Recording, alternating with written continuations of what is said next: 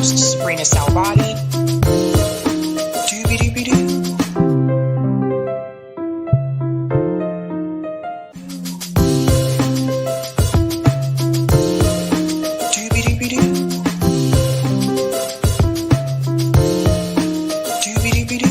I'm your host, Brianna Salvati. All right. Happy Friday, guys. Welcome to Sabs podcast. I'm your host, Brianna Salvati. If you are new, I want to let you know that Sabs podcast is a part of Revolutionary Blackout Network. You can catch me there on Thursdays for the Roundtable and Friday for the Sabby Show. And you can catch me here Monday, Tuesday, Wednesday, and Friday. All right, guys, I have Whole Washington here with me tonight. They are fighting to get universal health care for everyone in Washington state. So I want to go ahead and let them introduce themselves. Let's go ahead and start with Georgia. Yeah, my name is Georgia Davenport. And first, I just want to say thank you so much for having us on. It's something that I talk about a little bit on Twitter. We have a hard time getting on like any sort of mainstream media. So the fact that you have us on tonight, I really, really appreciate that. I founded Whole Washington in 2017 after being a staffer on Initiative 735. I really fell in love with the initiative process at that point. It's something really tangible and concrete. It's a way that we can circumvent our elected officials who over and over, as we've just saw in California, for example, refuse to take action on life-saving legislation like single payer. So after we won Initiative 735 in 2016 by 63%, I was like, what's the next big thing that we could win? You know, we did ballot measure for legalizing cannabis. And I thought healthcare is really it's really near and dear to my heart. So me and a few others with Initiative 735 founded Whole Washington, and we ran our first ballot initiative in 2018. We got 100,000 signatures with 100% volunteer effort. Not quite enough to make the ballot, so we reorganized, and this year we're more organized than ever. I'm very, very excited about Initiative 1471, which we just launched about a week and a half ago. Awesome. Laura. Yeah. Hello, I'm Laura Fielding, and I also live in Washington State. The founder of Knitting and Crafting Coalition Red Berets for Medicare for All.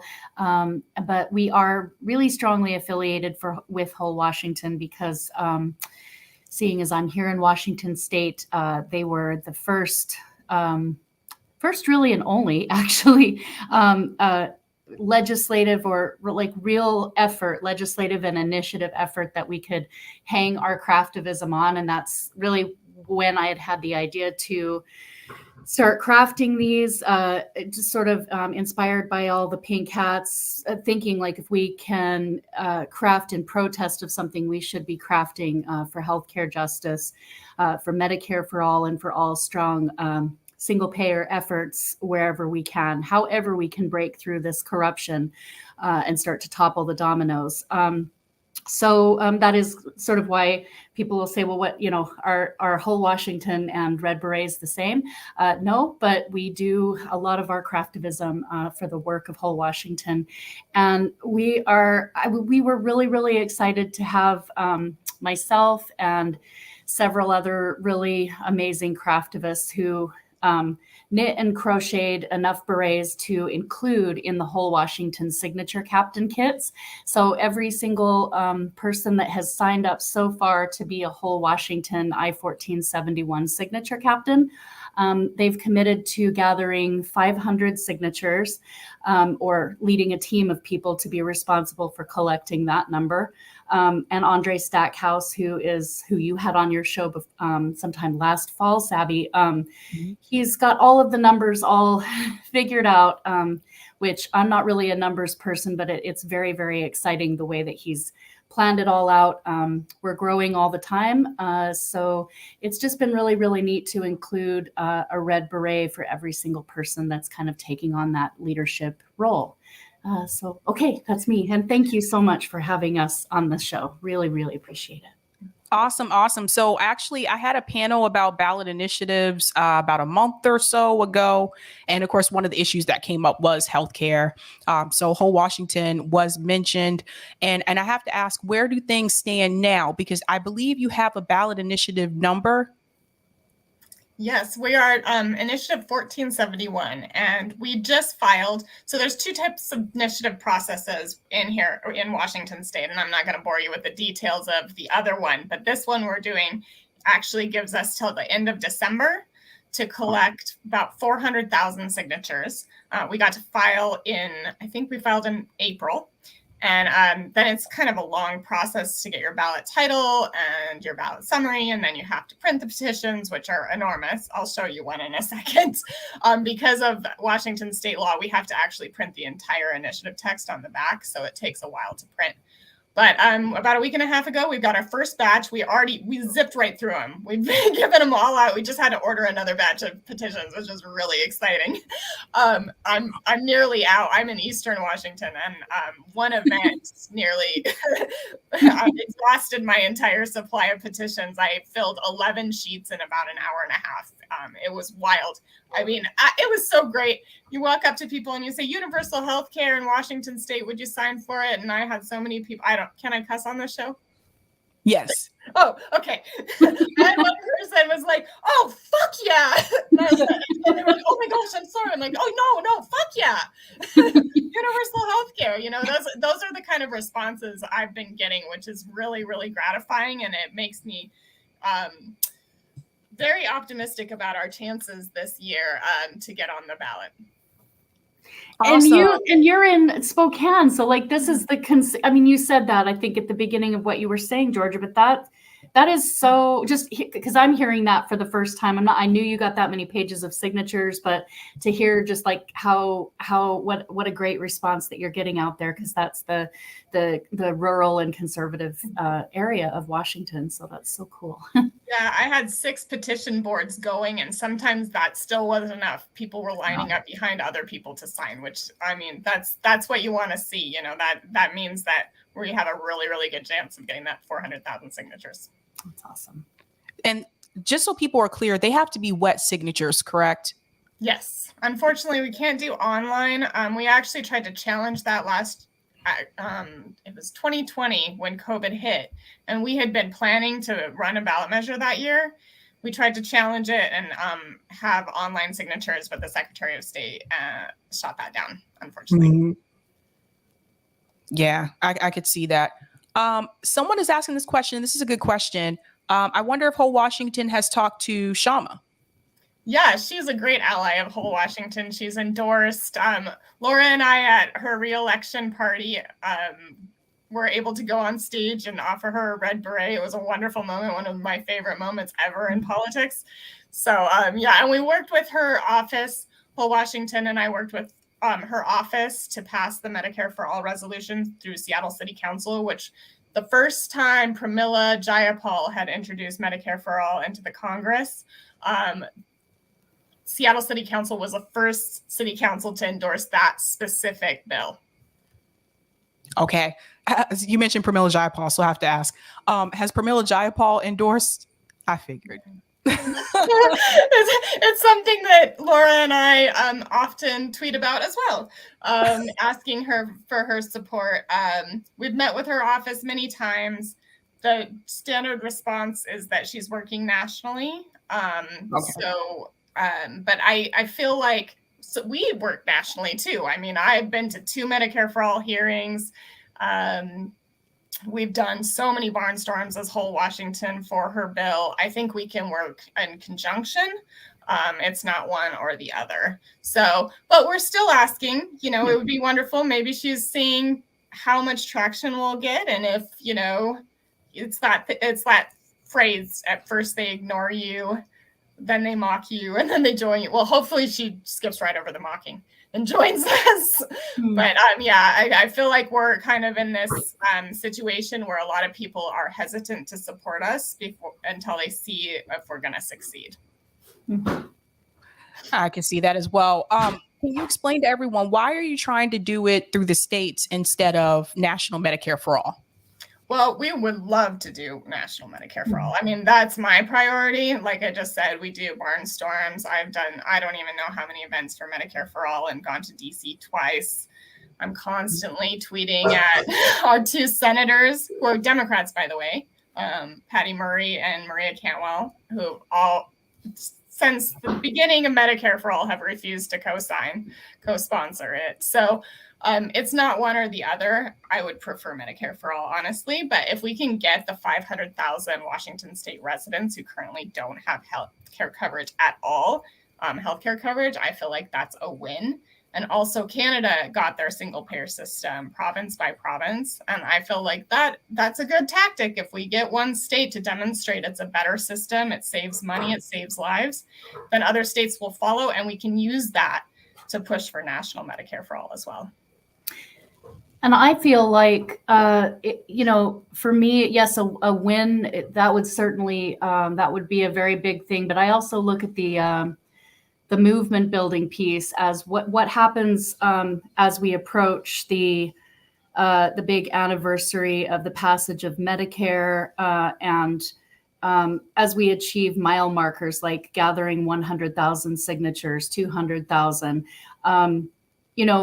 What's happening when people go out and sign the petition?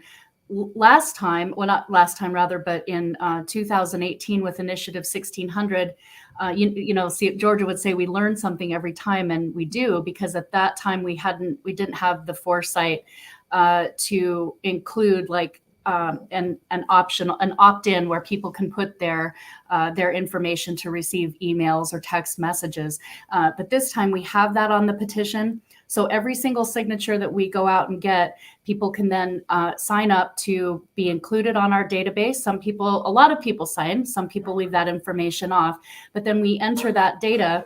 And then the next time that we go and do, say, a protest outside of Representative Kilmer's office, which we did last spring, we get to text message everybody in Congressional District 6 and say, please go and demand that Rep. Kilmer co-sponsor Medicare for all, which, we did. And we had something like, it's kind of tough to get people to show up and show out, but I think we had about 100 people out on a Friday afternoon last spring, again, rallying. And I don't know what it's going to take, but we do understand that we have called, text banked, phone banked. The reps and senators in Washington state, at least from me personally, I know I've called all of them probably during I-1600, probably more than 50 or 75 times each. And I'm not exaggerating on that. We did when was it that we did? Was it during COVID that we did like a happy hour, and we would text and call our representatives. They get a lot of calls and emails from us, but they know that even offering co-sponsorship, which we've all learned is relatively meaningless, as we learned in Ohio 11 and as we learned from Kamala Harris, right? But even giving an inch, such as like co-sponsorship, is still more than what most of them are willing to give, because they know it gives us just that little tiny bit of like leverage point. Anyway. Yeah, to that point, actually, I'd like to bring up a shout out to Rebecca Parson, who's primarying Kilmer right now. And one of the things that whole Washington doesn't do is we don't endorse candidates, but we also, any candidate who endorses us, we let people know that they're strong Medicare for all supporters. And we have them speak at our events. And I personally donate. I've donated to every single one of the candidates who are voting for, I would say, anti-Medicare for all incumbents here in Washington state. And also, if they endorse whole Washington and they're strong Medicare for all supporters, and we share that with our other donors and volunteers, they tend to donate to those Medicare for all candidates. So we're doing a multi-pronged approach here. Obviously, our first primary goal is to get Medicare for all passed, because then we wouldn't have to do this. I mean, I think it's really sad, actually, that we have to go out and collect signatures to get this on the ballot. Our representatives should be doing this. It should be an easy pass. Every other developed country has it. I mean, clearly, and it saves money. It's really unfortunate that we have to collect signatures for this. Yeah. No, I agree. I do want to ask also, who would this include, like for universal health care in Washington state? Like if you're unemployed or if you're self-employed, would those people also be included as well?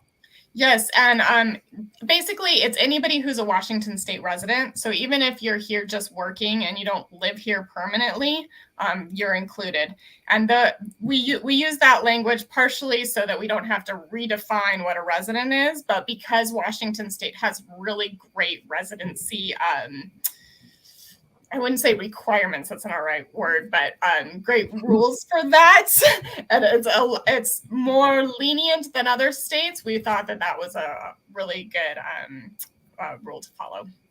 That's really interesting because I don't know if you've been paying attention to the New York State Health Act. They're trying to do something similar there, but I know like Roger Meadows has informed me a lot about this, but he said that with that act, if that's passed as well, if you live in New Jersey or Connecticut, but you work in New York, you can still also qualify for that. So that would be like a big win for them.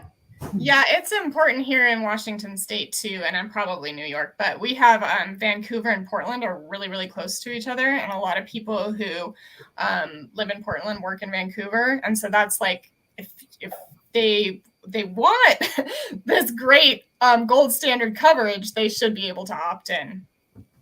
I agree. So what is the timeline? Because I know you said you have to collect the signatures by December. And then if you collect the signatures by December, what happens after that? Then we'd be on the 2023 ballot. So we'd have about, 11 months of get out the vote, which is going to be a really, really tough time because, as you know, there's a lot of money in for-profit insurance. So they're going to come down hard.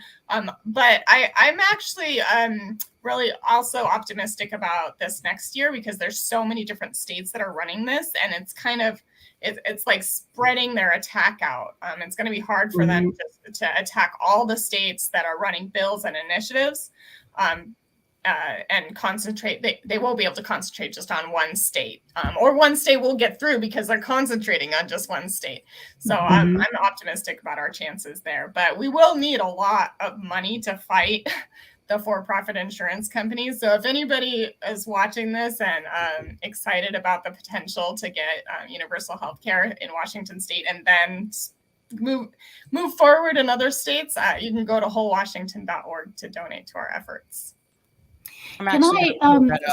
Sabby, is it okay because it was actually this morning and I haven't had a chance to tell Georgia about it yet, but I had this idea about, because speaking of the timeline, so we have till December 30th, but then of course the legislature has an option to pass it right away. They don't have to wait until it goes to the ballot in the fall. We know they aren't going to pass it, or at least anything's possible if there was enough pressure, but we understand that it's going to have to go to the ballot. But I was thinking we should organize and go on the attack right in the new year. We should have kind of a pass it now. Like we go out of the gate and demand that they pass it, because they do have that power and they need to be called out for, why, okay, we just collected 400,000 signatures if we're able to be successful.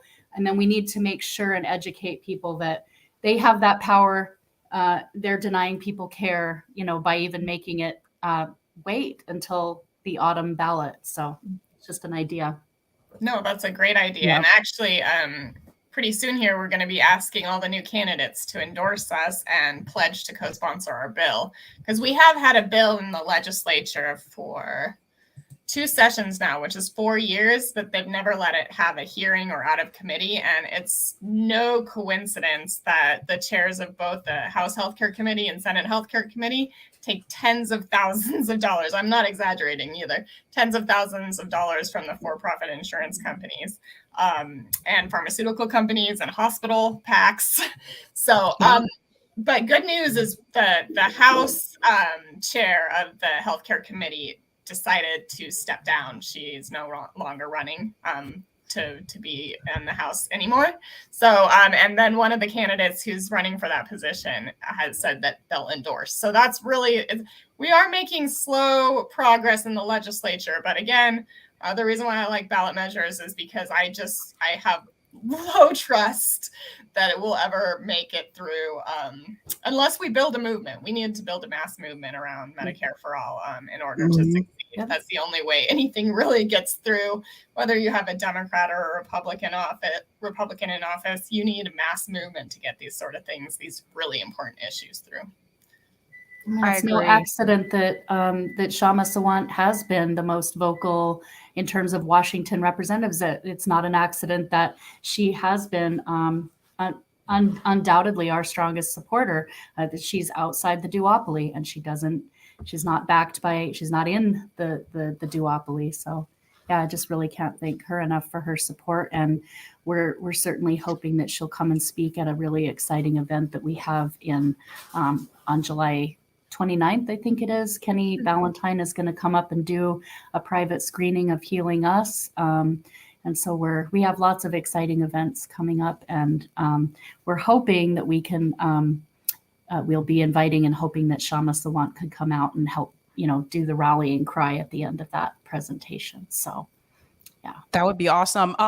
Can you explain to people, because this question comes up a lot, what about the states that don't have ballot initiatives? And what I've tried to explain to people, like, I'm in a ballot initiative state here in Massachusetts. So this is how we legalize marijuana. We pass $15 minimum wage. Some of the things that we're fighting for on a national level, Massachusetts has already implemented those policies by ballot initiatives. But some of the pushback sometimes comes from people who they don't live in a ballot initiative state, and I totally get it. What is your response to that? What do you feel is the idea of once Washington state passes universal health care, how would that affect the other states? Yeah, so every state has a legislative process. And I think that if we got it through, whether it's like New York is doing it, and they're actually very close right now, which is the legislative process. If we do it via ballot measure or legislative process, the first state that does it successfully is going to be a blueprint for other states, whether it's ballot initiative or legislative. It just, one state needs to break through and demonstrate that it's a far better system, because really, I mean, I hate to say it, but our legislators are kind of cowardly about things like this. They don't want to take big, drastic action. They like to do little, tiny Band-Aid fixes. It's comfortable. It's not scary. It's nothing that, is drastic. And plus, the healthcare lobby is constantly in their ear telling them that, oh my gosh, if this happens, it's going to fail, blah, blah, blah, blah, blah. But if we have one state, I don't care how they get it, whether or not it's ballot initiative or legislative, we can demonstrate it's a better system. And Andre Stackhouse is, and some other organizers are doing some wonderful work through newly founded organization called M4A Everywhere. And I certainly think that, when we often, people have said sort of state by state, and we keep saying, actually, it's sort of it's a movement through the states where ideally, as whole Washington and Arkansas, we've got some people in Arkansas trying to start to organize this, and Dr. Jarvis even in Utah. The hope, from my point of view, would certainly be that as people that are in ballot initiative states begin to build their databases, they then can use Action Network and even get together and put their action networks together to potentially target a specific state, one that refuses to expand Medicaid. And, we could really put our heads together to see how can all of us who have had some measure of success or even are in the process of building our database go and help a state that's particularly vulnerable or is a deep red state where their legislature would probably never pass a single payer system. We can start working as a team to how can we reach out and reach through the states to help them. So. Awesome. I do have to ask, I believe that there's now a super PAC involved. Can you explain why you went that route? Do you want to take that, Laura? Yeah. Well, there's been there's definitely been some conflating on social media. I would like to point out that Georgia and myself are both on a steering committee for the American Health Security Project. It's actually a completely separate organization. It has nothing to do with whole Washington, other than the mission for the American Health Security Project, which we are not an established super PAC yet. We're taking pledges to eventually file once we get enough pledges.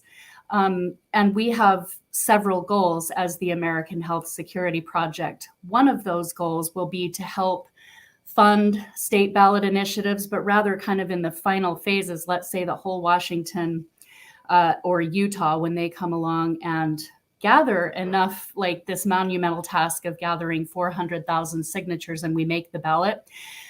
We know as whole Washington that we are going to be outspent 5, 10, maybe even 20 to 1. That's an absolute certainty. So, if people don't wish to pledge or donate to a super PAC, they can absolutely just donate directly to whole Washington. American Health Security Project will have ways that we get messaging out to fight back against the industry propaganda that's going to be lobbed at any state ballot measure. And we also, as Health Security Project, have some goals that we will do specifically targeted to people who are, let's take Nancy Pelosi, people that should be, passing this through the national legislature. We have multiple goals that we can do through the American Health Security Project. So I think, people just need to understand, just because a couple of people that happen to be volunteers for whole Washington and are also involved in the American Health Security Project, those are two completely separate endeavors, although one will help the other. And it might be something that people haven't been aware of. Again, it's a similar thing with the Red Berets. If you see a bunch of whole Washington people wearing Red Berets, it's kind of all one thing, and it maybe seems muddled. Who is what? I mean, Georgia, did I leave anything out of that you'd like to? No, I think that's a great points you made. But I also want to reemphasize, it's not a PAC yet. We're not even a nonprofit. We don't have a bank account. We've just been asking people, hey, if you think this is a great idea, if you can pledge some money to make this happen. And if we do have enough pledges, then we'll form a PAC. And like Laura said, the end goal is to anybody who opposes healthcare for all, whether it's statewide or nationally, we want to go after them. They have super PACs for insurance companies, pharmaceutical companies that support these horrible incumbents that year after year refuse to give hearings to Medicare for all. We need something that's fighting for us. And in fact, we do already have super PACs that are fighting for Medicare for all. NNU is one of them. There are plenty of progressive super PACs. Maybe they don't just advertise because they're super PACs, but they are actually spending money in politics. You have to register to be a political action committee. Okay, Jason's asking, I want to make sure I got this correctly. Jason's asking, it's not a super PAC, just a PAC, right? Question mark. It's not either yet. So like I said, we don't even have a bank account. The rules for a super PAC and a PAC are just slightly different, but I think there's also some misunderstanding about a super PAC. We do have to disclose our donors. It's how often you disclose your donors. And of course, we're going to disclose our donors. We're not taking money from insurance companies. We're not taking any money from anybody right now because we don't have a bank account. We're just it's kind of an experimental project. We want to see if people are interested in supporting something like this. Yeah. And I retweeted, I think it's an interesting parallel, and I think that the messaging was really spot on. Jane Fonda, I forget the name of that PAC, the climate PAC, that's basically going to be specifically going after anyone that is getting, that's taking fossil fuel money. And she had on her Twitter feed a really great, a good messaging for exactly, I thought, bingo, that's exactly what we're doing. And again, it's something that if people don't want to pledge $1, if they don't want to pledge $27, if they don't want to pledge at all, and they think, no, that's not what we want to do, then I certainly wouldn't pressure them to do it. We've really literally been fighting on all fronts. It's to the point. I mean, I've myself knit probably over 1,000 red berets to try to raise some grassroots money for whole Washington. We've gotten very, very creative with it. And, the only pushback I want to give, Bernie Sanders said this over and over and over throughout all of his campaign, both campaigns. They've got all the money. They've got the money, but we've got all the people. Well, clearly something about that is not entirely accurate. Maybe if every single person in all of in the arenas and the crowds that he drew, maybe if every one of those people was willing to put in some hours per week or call their senator or whatever, that would be an enormous amount of people power. But the truth of the matter is, the proof is in the pudding. We don't have it yet. Something about the strategy that we are doing and the fact of just saying they have all the money isn't cutting it. We need some money. Just looking at whole Washington, it's like, take the PAC aside. When we achieve these 400,000 signatures, we are going to need some serious money. In fact, some of the, I don't want to say the progressive establishment, but I do. Certain members of the progressive establishment have actually told whole Washington kind of on the record for saying, you need $5 million to even launch a series. You shouldn't even be doing a ballot initiative if you don't have $5 million in the bank. How are we going to get $5 million? Like, we are just working class volunteers trying to get healthcare through our state. So it's regardless of how we're doing the money, we really do need to start saying people power is enormous and we're building it, and we need to keep building our people power. But we actually are also going to need money, because just like what happened in Senator Nina Turner's Ohio 11, and then in all of these other races, Summer Lee's, they just absolutely dump so many ads all over the air. And that's going to happen to whole Washington, and it's going to happen in any state that attempts to do this. So. Okay, there is something I do need to share this, because I do see people asking questions about what a super PAC actually is, and I will be talking about a different type of super PAC later on tonight. So a super PAC is a type of independent political action committee which may raise unlimited sums of money from corporations, unions, and individuals, but is not permitted to contribute to or coordinate directly with parties or candidates. So my big concern, like I'm anti super PAC. I don't do super PACs, but my main concern here is this means that if you do a super PAC, you'll be taking corporate money. You can, and we pledge to not take corporate money. The tricky thing with that, though, is unions are corporations. So, like, that's the problem with putting like a hard line on things like this.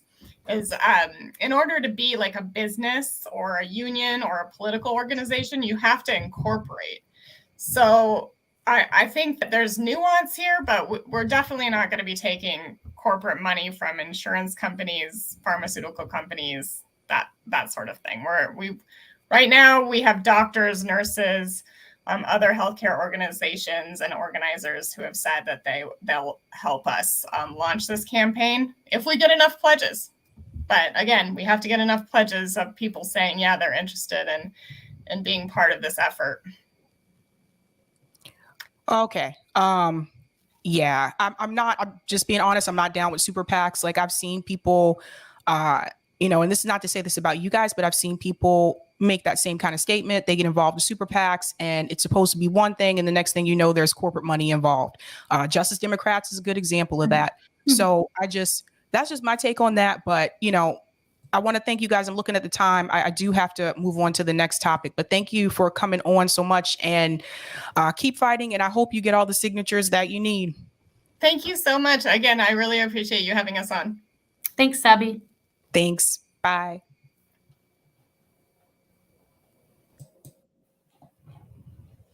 All right, guys.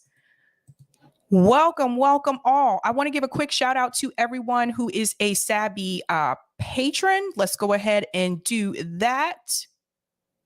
Woohoo! Shout out to everyone who's a Sabby patron. I really do appreciate it. If you're interested, I have 5 categories: members, Sabby, Sabsters, Sabinators, and the ultimate. All of their names are listed here. And I want to give a special shout out to 2 new Sabby patrons, Podcast by George and Andrea Albuquerque. Thank you. Thank you so much. Guys, their names are also scrolling across the bottom of the screen. So, what are we talking about tonight, ladies and gentlemen? Let's go ahead and get into that. I'm going to share my thumbnail. I have a lot of receipts to show you tonight. Let's see. All right, tonight we're discussing Brianna Joy Gray is smeared. What is that about? That's actually going to lead into our call-in segment tonight. I'll also discuss Summer Lee and John Fetterman concerns. And of course, whole Washington was just here. So let's go ahead and get into that. Want to go ahead and shout out super chat here from Steve. Thank you for the super chat, Steve. Sabby, thank you for platforming whole Washington and Red Berets. Awesome. Thank you so much, Steve. Shout out to Sean Bebbington, who's now a Sabby member. Whoop, whoop. Thank you so much. Welcome, welcome. All right. Let's go ahead and get started. So I actually want to get started with the Summer Lee and the Summer Lee and John Fetterman story. So for those who are not aware, Summer Lee and John Fetterman have pretty much won their primary races in Pennsylvania. Now, when it comes to Summer Lee, her race is actually closer than I thought it was the other day. So I think they may end up having to do a runoff for that race. But there's some concerns. Let me go ahead and show you the results first. So here are the election results for, oh, this froze again. Hold on, guys. I don't know why it does that. I have to log back into Type VNC. Sorry. Lefty 3, 2, 1. Okay. There are some concerns with these candidates, you guys. So first, let's go ahead and start off with Summer Lee's election results. So go ahead and hit here, show all candidates. Is this the right one? Yeah. Or John Fetterman's results, sorry. So here were the results for John Fetterman. As you can see, he had a huge lead. And he actually won while he was in the hospital. Apparently, there was an emergency situation there. But he captured 58.8% of the vote. And his running mate for the Democratic Party that he was closer to was Connor Lamb. I don't know if you guys know this, but Connor Lamb is a typical corporate Democrat. He's a joke. I know AOC actually donated money to Connor Lamb. Don't know what that was all about, but that did happen. And then you can see the other candidates below, but obviously John Fetterman was clearly in the lead here. Now, those are his election results. And now I want to show you the results for Summer Lee. And she's down here in the 12th district. Oh, where did it go? Why? I think I passed it. Hold on. That's the Republican one. Okay, here we go. All right. So Summer Lee is here. She's in the 12th district. So as you can see, her race is actually very close. So she has 41.8%. And she's running against Irwin, who has 41.1%. So that may go into a runoff, but as it stands right now, she's the one that's winning, right? So I think she already called it. But again, they still may do a runoff for that.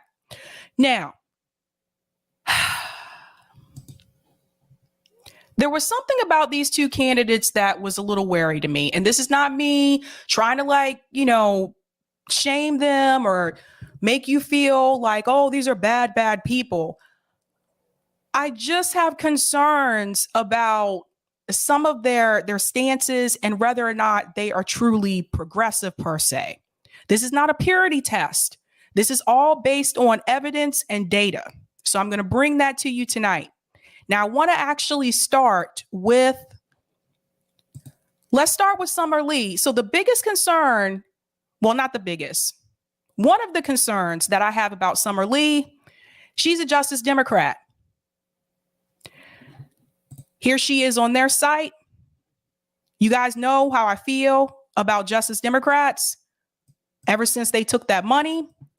I just don't trust anyone coming out of this organization. Just is what it is. I'm keeping it real. So yes, she is a Justice Democrat. I also found it strange because, like I've told you before, I've had progressive candidates on this show multiple times. She kind of came out of nowhere, it just seems like. And I thought maybe it was just me. And then I saw a case study the other day on Vanguard, and case study was saying that he wasn't familiar with her either. So that's when I was like, okay, it's not just me. But this was kind of weird to me because honestly, like, who's been on this show? Ali Dowsimer's been on here. Christine Olivo, she's been on here multiple times, actually. So many other people. I don't remember all the names. Anywho, a lot of them have been on here who are running this year. This person was not around. I don't know where this name came from. I don't know where she came from out of a sudden, but she just kind of popped up like out of nowhere. And next thing I knew, she was winning. And okay, it is what it is. Now, when it comes to progressive issues, yes, she's for Medicare for all. She's for living wage, like all of the issues that leftists are for. And then I decided to look at her endorsements. And this, you know, I think this is going to make some of you feel some kind of way. Look at the people who endorse Summer Lee. So, of course, you have Bernie Sanders. You have Elizabeth Warren, Ayanna Pressley, Pramila Jayapal, Ayanna Pressley. Oh, I said Ayanna Pressley. Sorry. AOC, Rashida Tlaib, the whole squad. And you have Ro Khanna and other members as well. Now, so you mean to tell me it was okay for the squad to endorse Summer Lee, but it wasn't okay for them to support Nina Turner, other than with the exception of AOC, who came in at the last minute? That's a little strange. So apparently they got the okay from Pramila Jayapal here that it was okay to go ahead and endorse Summer Lee. So that made me question, who is Summer Lee really? So I did a little bit of digging because something just didn't add up.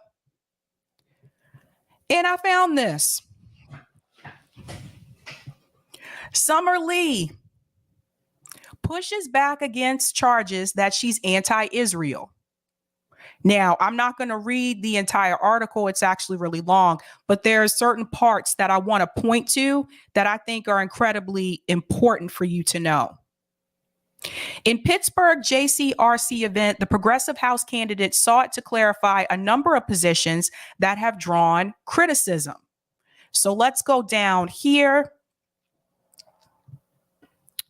Let me move this over to the other screen.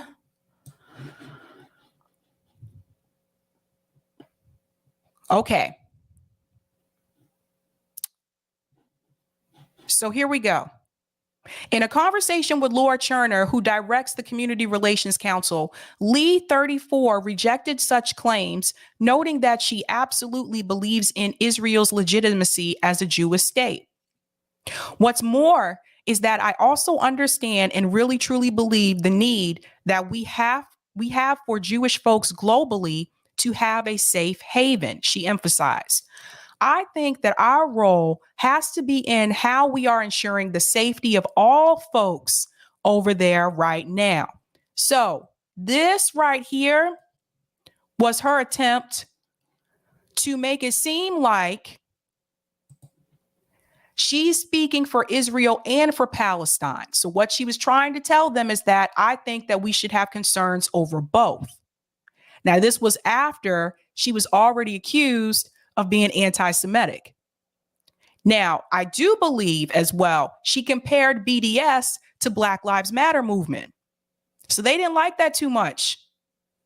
She's also one of the candidates that AIPAC poured in a lot of dark money to try to defeat her last minute. Anybody see a coincidence here? No? So what concerns me about Summer Lee is that she made a statement about how she felt in reference to BDS, which was not a popular opinion for the Democratic Party. Remember, Nina Turner is against BDS.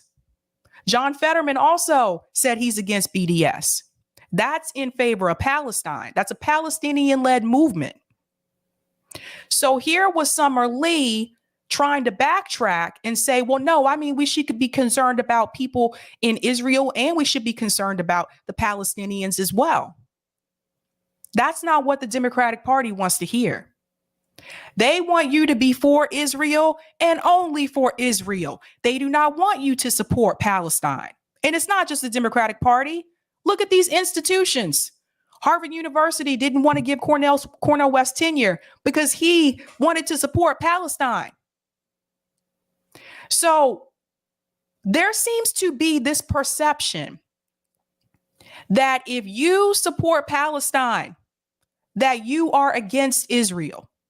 Even though she came back and said we should worry about both of them, they still smeared her and said she was anti-Semitic. And what that tells me at the end of the day is they don't want you to have love for both of them. They want you to support one, and they only want you to support Israel. That's why AIPAC came in and poured in all this dark money against her. Now, it didn't work in this situation. It worked with Nina Turner, but it didn't work in this situation. She's still in the lead. But what does that tell you about the Democratic Party? This is going to be a tool that they are going to use. And if you think it's going to stop with this race right here, going forward, it will continue with the other progressives as well. What they're going to do is to see if you support Israel and only Israel. And if you say you support both, or if you even say that you respect the Palestinian rights, they are going to smear you, and AIPAC is going to come in and throw dark money in against you so you can lose. So now the litmus test for progressives going into the Democratic Party is going to be, do you back Israel and only Israel? That's what's happening. Now, there's something else I want to show you down here that I also thought was rather interesting. Let me go ahead and scoot all the way down. Now, this is something else. Oh, hold on. Sorry. Got the wrong paragraph. Yes, this part right here. This is something I've been noticing as well. Listen to this. I'm very proud of the relationships that I've built here in our Jewish communities. And I'm also very proud of the relationships I've been building with the Palestinian community and listening to those stories and those concerns and those considerations. I think that it's incredibly important that we do not lose the need to protect and stand up for Palestinians too. Boom. Democratic Party doesn't want you to say that. Now, something I've also noticed is that whenever people tend to discuss their support for Israel or Palestine, Palestine always comes last. Look at the framing. I am very proud of the relationships I'm building with the Palestinian community. Notice up here, I've built here in our Jewish communities. They always put that one first, and they put Palestine second. Even if you go down here, I think that it's incredibly important. Oh, hold on. Let me see.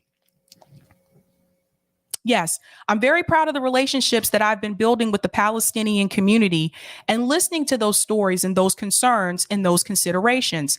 I think that it's incredibly important that we do not lose the need to protect and stand up for the Palestinians too. What I want you to pay attention to on this is that 2 at the end, that TOO. Why is Palestine always last? Now, some people may say you're reading too much into this. I don't think so. It's something that I've noticed. Whenever people are talking about this conflict, they'll always mention, oh, of course I stand with Israel. Absolutely. And if they mention Palestine, it's always Palestine too.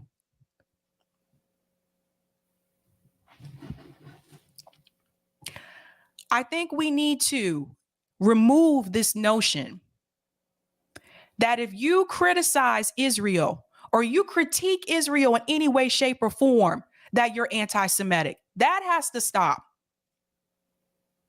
Because I can tell you right now, from what I've seen of the treatment of the Palestinians, I'm seeing people being beaten up while they're trying to carry a casket, and they're still trying to hold the casket up. And I'm seeing them brutalize Palestinians just for carrying a casket through the street. Based on what I've seen so much with this conflict, the Palestinians, they remind me of, they're kind of like the black people of Israel. The way they're being treated right now. You should watch some of these videos. It's horrific. Some of the things I can't show you on here. It's terrible. Absolutely terrible. This is going to be the litmus test, though. Now, that being said, make sure I go on to here. I'll come back to that one. Speaking of that litmus test, let's move on to John Fetterman. Now, John Fetterman came out in support of Israel. Now, let's look at this. John Fetterman says he'll lean in on U.S.-Israel relationship as senator. So there's that. And here you can see he's saying, let me go up to the top here. He was eager to affirm his unwavering commitment to bolstering ties between the United States and Israel in an interview with Jewish Onsider on Thursday, emphasizing that he will lean in on such efforts if he is elected to the upper chamber this November. So, there you go. Did AIPAC throw in a bunch of money to stop John Fetterman? No. They did that this summer, Lee. This is going to be the litmus test. Watch. Now, that being said, there's more that you need to see. Now, this came from Jordan Sheraton in reference to the super PACs. And I think he's actually quoting this from Weaver. Listen to this. In response to Democrat-backed super PAC onslaught against progressive candidates, mostly women of color, Bernie Sanders' 2016 campaign manager and close advisor Jeff Weaver suggests these progressives who get crushed by money in the Democratic primary may turn around and run as an independent in the general. Now, the fact that this is coming from Jeff Weaver, I don't know, man. I don't know. It's Jeff Weaver we're talking about. His advice doesn't seem to be too great. But listen to what Jeff Weaver said.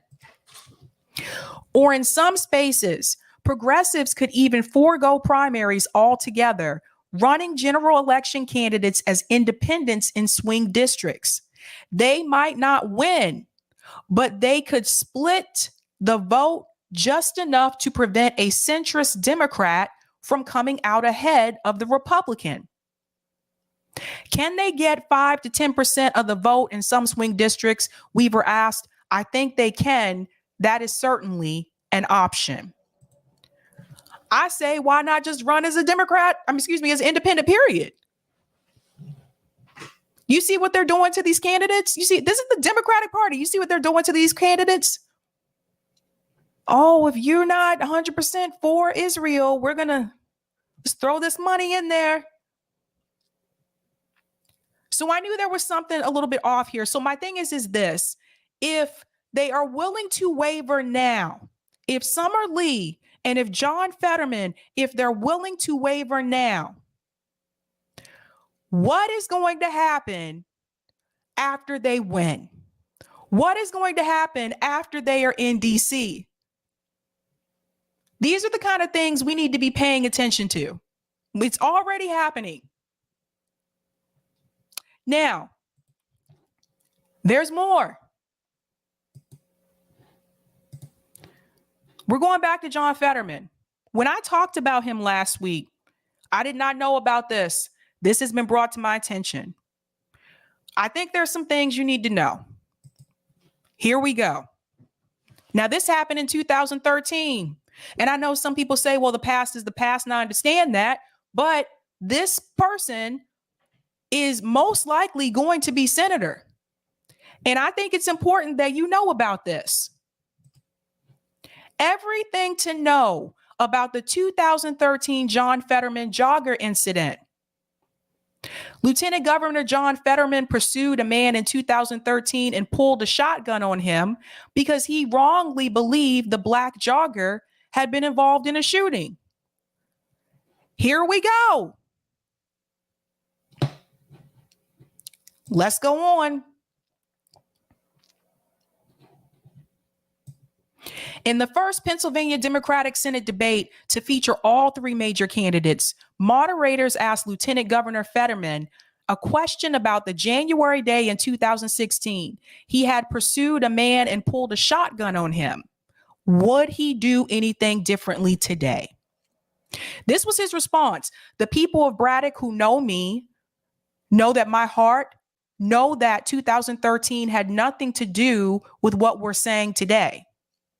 There was no profiling or anything involved. In 2013, Fetterman pursued a man and pulled a shotgun on him because he wrongly believed the man who turned out to be a black jogger had been involved in a shooting. While the incident has long loomed over Fetterman's campaign, it's been particularly amplified by his opponents as the May 17th Democratic primary approaches. So, I'll tell you a little bit more about this.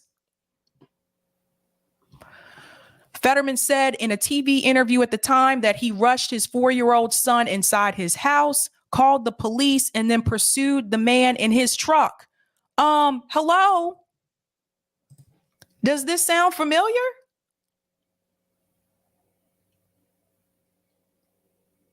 He called the police, let the police do their job. Why you call the police and then you get in your truck and you try to chase him down? That just sounds familiar.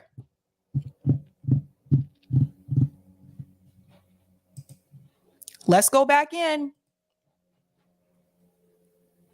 He said he confronted him with a 20 gauge shotgun to stop him from fleeing before the police arrived. I believe I did the right thing, but I may have broken the law in the course of doing it, and I'm certainly not above the law. This is the concerning part right here, you guys. He said, I believe I did the right thing. What? Guys, this guy is about to be a senator. Why are more people calling this out? If he called the police, he should have let the police handle it and do their job. Why did you even call the police if you were going to get into your truck and aim a gun at this man? That's not, no. He tried to say profiling had nothing to do with it. Bullshit. This is concerning. And I see a lot of people praising John Fetterman right now. They're not talking about this incident. This is like Ahmaud Arbery all over again. Only this jogger was able to live. This guy's about to be a senator. Doesn't matter if he's on blue team or red team. Doesn't matter that he's running as a Democrat. He chased down a black man with a freaking shotgun.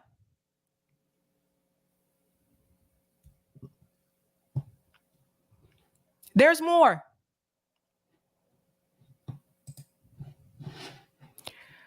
John Fetterman, it turns out, is actually not progressive.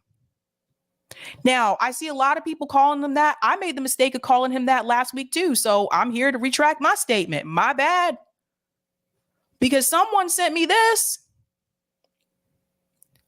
and I didn't know about this. So I'm going to let you hear this for yourself. Here we go. Are you a progressive? No, I'm just a Democrat that has always run on what I believe and know to be true. And 6 years ago, that was considered progressive. But now there isn't a single Democrat in this race or any race that I'm aware of that's running on anything different. So that's not really progressive. That's just where the party is. I think that's the essence of what our party stands for, right? What? Thanks for watching our YouTube channel. Follow. No. One more time. Are you a progressive? No, I'm just a Democrat that has always run on what I believe and know to be true. And 6 years ago, That's all you need to hear. You heard the whole thing already. And by the way, there's multiple videos on YouTube of him in interviews saying he's not a progressive. So why are we calling him that? Bruh, I knew there was something off about this. I knew there was something about this guy that just did not feel right.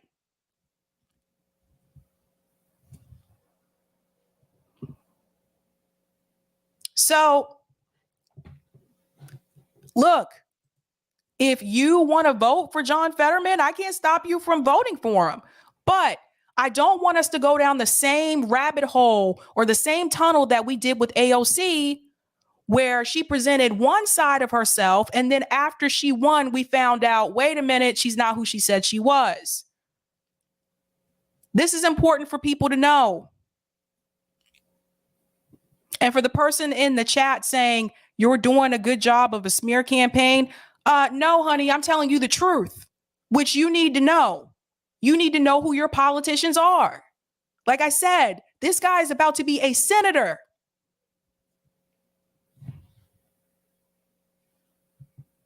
There's more. I told you guys before, if I'm going to talk about finance on this show, I never do it without receipts. And I have some receipts. As I mentioned before, there was something that was just not right. Now, let me make sure I pull up the correct one. Why is that a big thread? Okay, it starts with this one. Now, this is John Fetterman, and he says our 100% grassroots campaign raised nearly $12 million in 2021 from 170,000 plus donors who made more than 425,000 individual contributions. That's awesome. However, that's not true. Moving on, I have a finance receipt here, and I'm going to break this down for you so you can understand exactly what this means. Now, here is Web3 Forward. Now, this is a super PAC. I'll show you that in just a second. Web3 Forward, I'm going to zoom in. Boop. I don't know if I can go in closer. Maybe I can't. Oh, I can't. I'm sorry. I have to go back to where I was. Oh, I lost it. Oh, there we go. Sorry, it doesn't let me zoom in for some reason. Anyway, I'll just highlight over it. Web3 Forward is a super PAC. Now, I want to show you their spending. If you go over here to the bottom right-hand corner, it says John Fetterman, and it says John Fetterman again, and then it says Val Hoyle. They have contributed $212,787 to John Fetterman. I'll show you a closer up shot of this as well. If you do not believe me about Web3, Let's go on. Make sure I'm going to the right one. This is on Open Secrets. This is public information that you can pull yourself. Web3 forward outside spending. Notice they tell you exactly what kind of PAC this is, type of group. It is a super PAC. It also says their viewpoint is nonpartisan. Discloses donors? Yes. Web3 forward PAC. Now, that's the summary for 2022, which is the election cycle that we're in right now. You can see how much they've given to Democrats here. So far, they haven't contributed any to Republicans. And they haven't contributed anything against Democrats or against Republicans. Who have they donated to? Again, this is all on Open Secrets. If you scroll down here, you will see the people they've donated to. And what do you know? There's John Fetterman, Democratic Party, Senate, and there's the amount I just gave you earlier on that other receipt, $212,786. So the question that I have, if John Fetterman is saying that he's running 100% grassroots campaign, why is he taking money from a super PAC?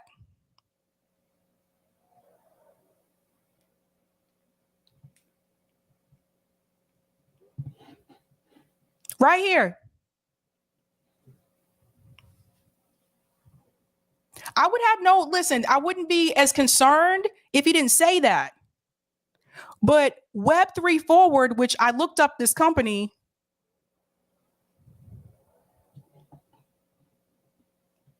this is a super PAC. So my thing is, if you're taking money from a super PAC, then just say you're taking money from a super PAC. But don't lie and say you're 100% grassroots if you're not 100% grassroots. This is happening too often.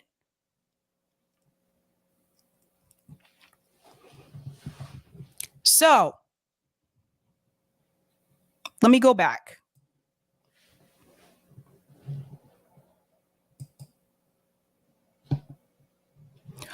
Again, 100% grassroots campaign.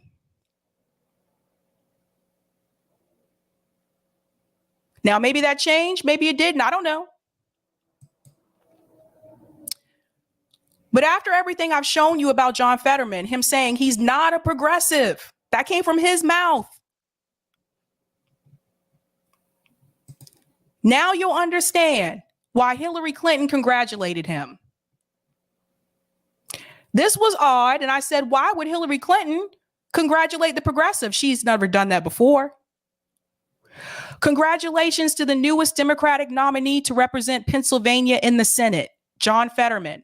I spoke to John and his wife, Giselle Fetterman, about their fight for working families in their partnership on my podcast last year. Listen here. So there's the kiss of death, Hillary Clinton. And you guys know this. You guys know that Hillary Clinton does not congratulate the progressive candidates, which means that even Hillary Clinton knew, she said she spoke to him last year, she knew he wasn't progressive. So the Democratic Party has co-opted the term progressive. This is what I was trying to warn people about. The Democratic Party, they have co-opted the term progressive and they watered it down and made it into what they want it to be. This is why they can call someone like Shontel Brown a progressive.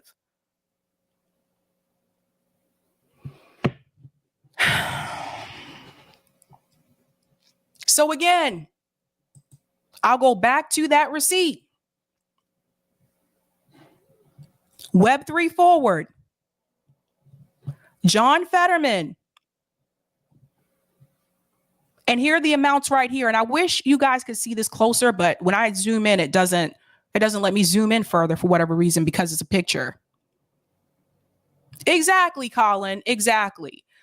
It doesn't matter. Fetterman is saying that he's only taking grassroots money. That's a lie. PAC/super PACs are usually corporate. Exactly. My thing is, don't lie about it. Period. Anyone can say this now. Do you guys see? Anyone can say, oh, I'm taking grassroots. That's just grassroots. And anyone can say it now.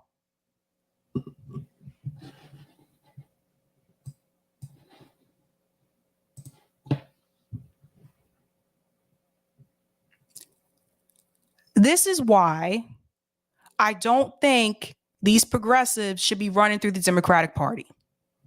This is why I think they should be running independent or third party. The Democratic Party has changed the term. They've changed it. Anyone can join the Progressive Caucus. It's a shame. What you say, Baba? Did anyone ask Fetterman why he lied? Has this been forwarded to his Twitter? I think someone tagged him. Hold on, let me see. Let me double check. I think someone tagged him earlier on. I could be wrong.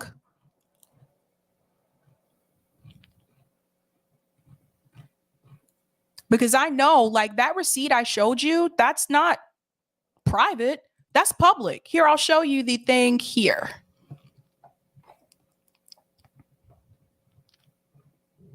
I bet you this person doesn't have a lot of, no, they don't have many followers. You can go into the bin form too, and you can pull it up. Why can't I go down? So give me a second. Obviously, my call-in is not going to start on time tonight. Sorry. But I don't tell you someone is not taking 100% grassroots money unless I have a receipt. And if that's how he wanted to run his campaign, that's his choice to run his campaign that way. But don't lie about it.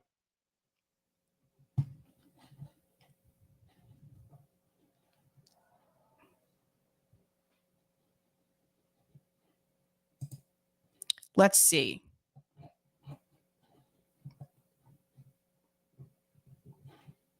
And I was going to show you that other thing as well. Let me make sure I pull that up.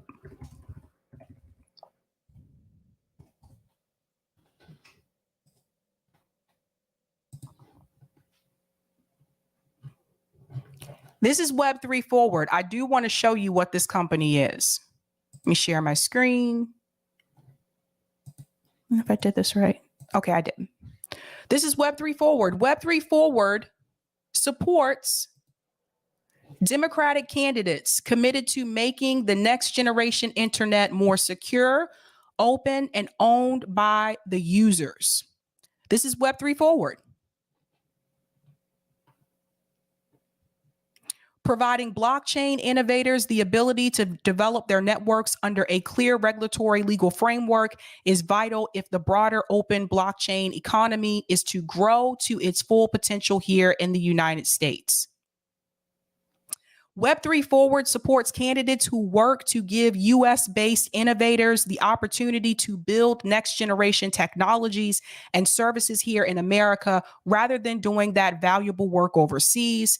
It is a federal independent expenditure only committee registered with the Federal Election Commission, and supports candidates solely through its independent activities. And then they have endorsements here.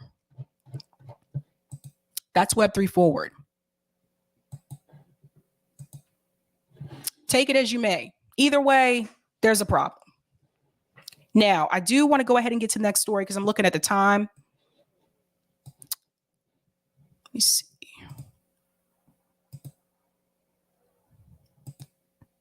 I have a lot of tabs. Sorry, guys. Okay. My final story, and this is going to lead us into the call-in segment, which I think I'm going to be a little bit late on, honestly. But if you have not seen this, it appears that Brianna Joy Gray is being smeared on Twitter. And this has kind of gone all over the place. People have retweeted it, shared it, didn't watch the video, just went by the images. So this has happened. So this came from the serfs. And what they did here is they took pictures from a segment on Rising And I saw the episode. So I just want to be clear here on a segment on Rising where Brianna Joy Gray was talking about Tucker Carlson and the great replacement theory. So they took these pictures. So you see a picture here where it says, is Tucker Carlson right? Then it goes on to say, to show, is Tucker Carlson right? Again, these are just screenshots. This is not the actual video. Then they showed this screenshot, Tucker is right. And then I believe there's one more here. Now, if you go down here, they said, please stop supplying Tucker Carlson with these masks. And then they put other images. This week, Tucker red-pilled 4 million people, and there is nothing liberals can do about it. And this image here where it says, Fox News, we have to fight to preserve our nation and heritage. And here, if you believe in multiculturalism, then by definition, you're not going to rise to defend your culture because it's equal to every other culture. So these are clips, screenshots from some of the things that Tucker Carlson has said. Here's another one here. Don't miss this one of Tucker's best performances. And this is, the story is rape allegations rock Maryland high school. So I'm going to play part of that video. But one thing I do want to say is this.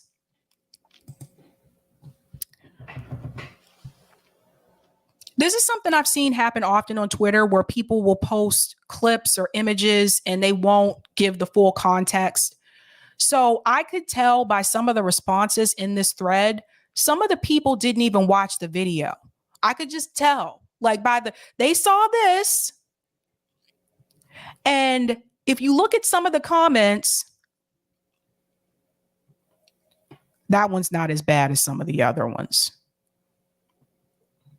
Let me go here. Hold on.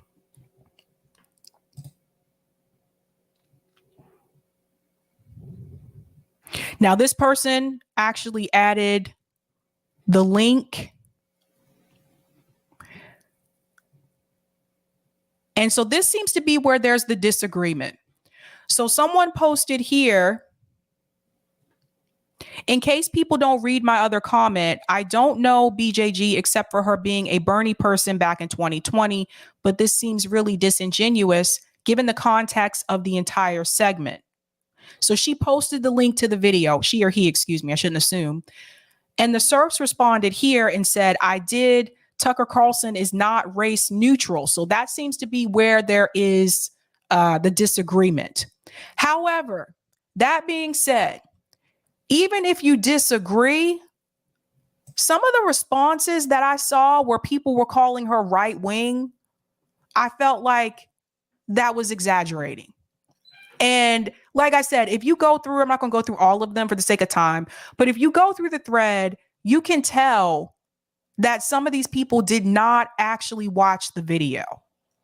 So I'm going to go ahead and show you part of that video so you can see what people may be referring to. I think some people in the chat were exaggerating, to be honest, but this is not the link. That's not the video. Let me go back. I'll pull it up here. Here we go. Briahna, what's on your radar? Well, of course, as you all know by now, 10 people were murdered in a grocery store in Buffalo, New York by a self-described white supremacist who specifically sought out a predominantly black community and traveled 200 miles to kill black people. Among those killed were Roberta Drury, age 32, who loved Whitney Houston, Ruth Whitfield, 86, a devoted grandmother, Celestine Chaney, 65, a breast cancer survivor, and Andre McNeil, 53, who was at the supermarket picking up a cake for his 3-year-old son. Although some are trying to cast this homicidal event as just another murder in the context of a country that is always dealing with the consequences of having more guns than people, racism is not incidental to this story. In a lengthy document left by the killer, he explicitly lamented that because white populations on average have lower birth rates, that white people are making up a smaller and smaller proportion of the global and national population. To him, this is a problem. And his solution? to kill black people with a gun on which he had written, "Here's your reparations." As you've likely heard by now, the idea that white Americans are threatened by demographic changes is known as the Great Replacement theory. It's a narrative that first gained traction on explicitly white supremacist websites before being mainstreamed by conservative commentators. In the wake of the Buffalo massacre, Tucker Carlson has come under scrutiny as perhaps the most high-profile purveyor of this narrative. He, of course, does not advocate for physical violence against non-white populations or anyone. In fact, Tucker Carlson is fastidiously race-neutral in his language, frequently adopting the famous colorblind quote from Martin Luther King and stressing that his interest is in protecting American culture and the American way of life. So why is that coming up? Sorry, you guys. So that part I do disagree with. I don't think that Tucker Carlson is race neutral, not based on some of the comments that I've seen him make, whether it's on Fox News or on other outlets as well. I don't think that he's race neutral. However, that still doesn't mean that Brianna Joy Gray is right wing. So I can disagree with some things. Like, I don't agree with Bri on everything. I don't agree with her on strategy, the political strategy, but I still wouldn't say she's right wing. And that's the smear that's going around now. So let's continue. In fact, Fox News just tweeted this out on Monday. So what does Carlson say that has some liberals accusing him of culpability? Let's take a listen. Now, I know that the left and all the little gatekeepers on Twitter become literally hysterical if you use the term replacement, if you suggest that the Democratic Party is trying to replace the current electorate, the voters now casting ballots, with new people, more obedient voters from the third world. But they become hysterical because that's what's happening, actually. Let's just say it. That's true. Let's say that again for emphasis, because it is the secret to the entire immigration debate. Demographic change is the key to the Democratic Party's political ambitions. In other words, you're being replaced and there's nothing you can do about it. So shut up. I mean, they're trying to change the population of the United States, and they hate it when you say that because it's true. Our country's being invaded by the rest of the world. Let me just state unequivocally, the country's being stolen from American citizens as we watch. In political terms, this policy is called the Great Replacement, the replacement of legacy Americans with more obedient people from faraway countries. Now, liberals interpret these statements about, America being stolen, et cetera, as dog whistles, as veiled references to a white way of life. But Tucker Carlson never says that explicitly. And the more liberals accuse him of broadly being racist without being able to articulate why what he said is wrong, the more Tucker gains credibility. And the more he entrenches his coveted victim status. He's primed his audience for exactly that type of "you're a racist" attack. Take a listen. A quick programming note: as the debate over immigration has risen to the top of the news in recent weeks, a number of figures on the left have denounced this show as racist. It's notable that not a single one of them has offered any evidence to support that slur or even bothered to rebut the arguments that we make every night. They just make loud noises about white supremacy and assume that's an argument. Of course, the rest of the media dutifully repeat that. Tucker's right. Liberals have largely been unspecific about what their concerns are with the Great Replacement rhetoric. But I will be. Tucker claims that his problem with immigration is that it will fundamentally change the voter rolls of the country to benefit Democrats. This is an explicitly political argument, not a racial one, which is why the claims of racism fall flat. But there's no need to evoke racism to find some fault here. Take a listen to this. Really? The worst? So I will say, I just want to add in a tidbit here. I do understand what she's saying. I have heard Tucker Carlson talk about immigration. Other than that, I don't really watch that show. I'm just going to be honest with you. I don't really watch that show unless that I'm looking for some type of a story. But I felt like those examples that were used, I felt like those were pretty tame compared to some of the other things that I've heard Tucker Carlson say on that show. And it's not just Tucker Carlson. Laura Ingraham, she's another one. She's made comments about Black people before on Fox News. So I think those probably weren't the best examples to use. I would refer back to some of the commentary that he had after George Floyd. That's what I would have done. But that still doesn't mean that she's right wing. So here we go. Attack on our democracy in 160 years? How about the Immigration Act of 1965? That law completely changed the composition of America's voter rolls purely to benefit the Democratic Party. It seems like kind of an assault on democracy, a permanent one. But no, that was a good thing because in the end it helped Joe Biden. So in that clip, Tucker Carlson argues that the Immigration Act of 1965 was the greatest attack on our democracy since the Civil War. So what was the Immigration Act of 1965? Well, it eliminated the national origins quota system. Before 1965, Southern and Eastern Europeans, Asians, and other non-Western European or Northern European groups were severely limited in their ability to immigrate to this country. The Immigration Act of 1965 undid earlier discriminatory immigration acts like the Chinese Exclusion Act that explicitly barred racial groups not on any type of merit-based system, but because they were considered to be from culturally or racially inferior countries. Now, the immigration system that Tucker speaks about nostalgically did get some big name approval from across the pond. One notable national leader said admiringly of our system, quote, "The American Union categorically refuses the immigration of physically unhealthy elements and simply excludes the immigration of certain races."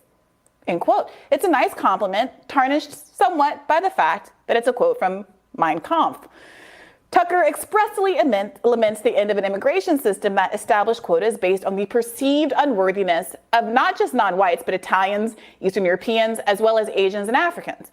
Now, Italians and other European groups were considered white prior to the 20th century, but if you think their inclusion on this list makes the list not racist, that's perfectly fine. But it is reflective of a bias that has nothing to do with American ideals, whether these groups share American values or whether they make good citizens. And that's So I want to chime in here for just a second in reference to changing the voter population for immigrants that come to the United States. First of all, when you come here as an immigrant, like you can't just vote. Like it's not that simple. Second of all, people that I know that have had to deal with immigration here in the United States, it took them like 10 years to get citizenship here. They couldn't vote. So I don't know about this. Like, I'm just going to be honest with you guys. I don't know about this.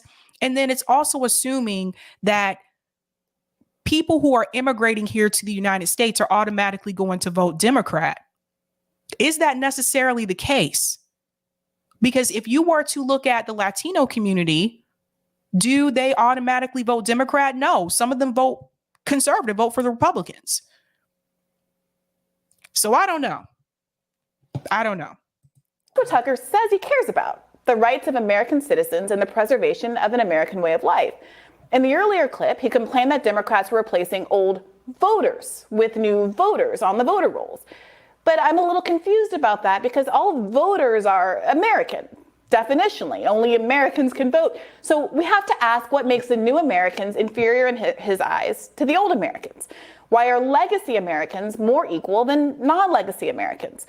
What makes someone who has worked hard and struggled through America's difficult immigration process, who has learned the presidents and state capitals and answers to questions that most native-born Americans probably can't answer, less worthy of participating in the society than someone whose family came in, let's say, the great immigration wave of the early 20th century? What is it about their this part right here?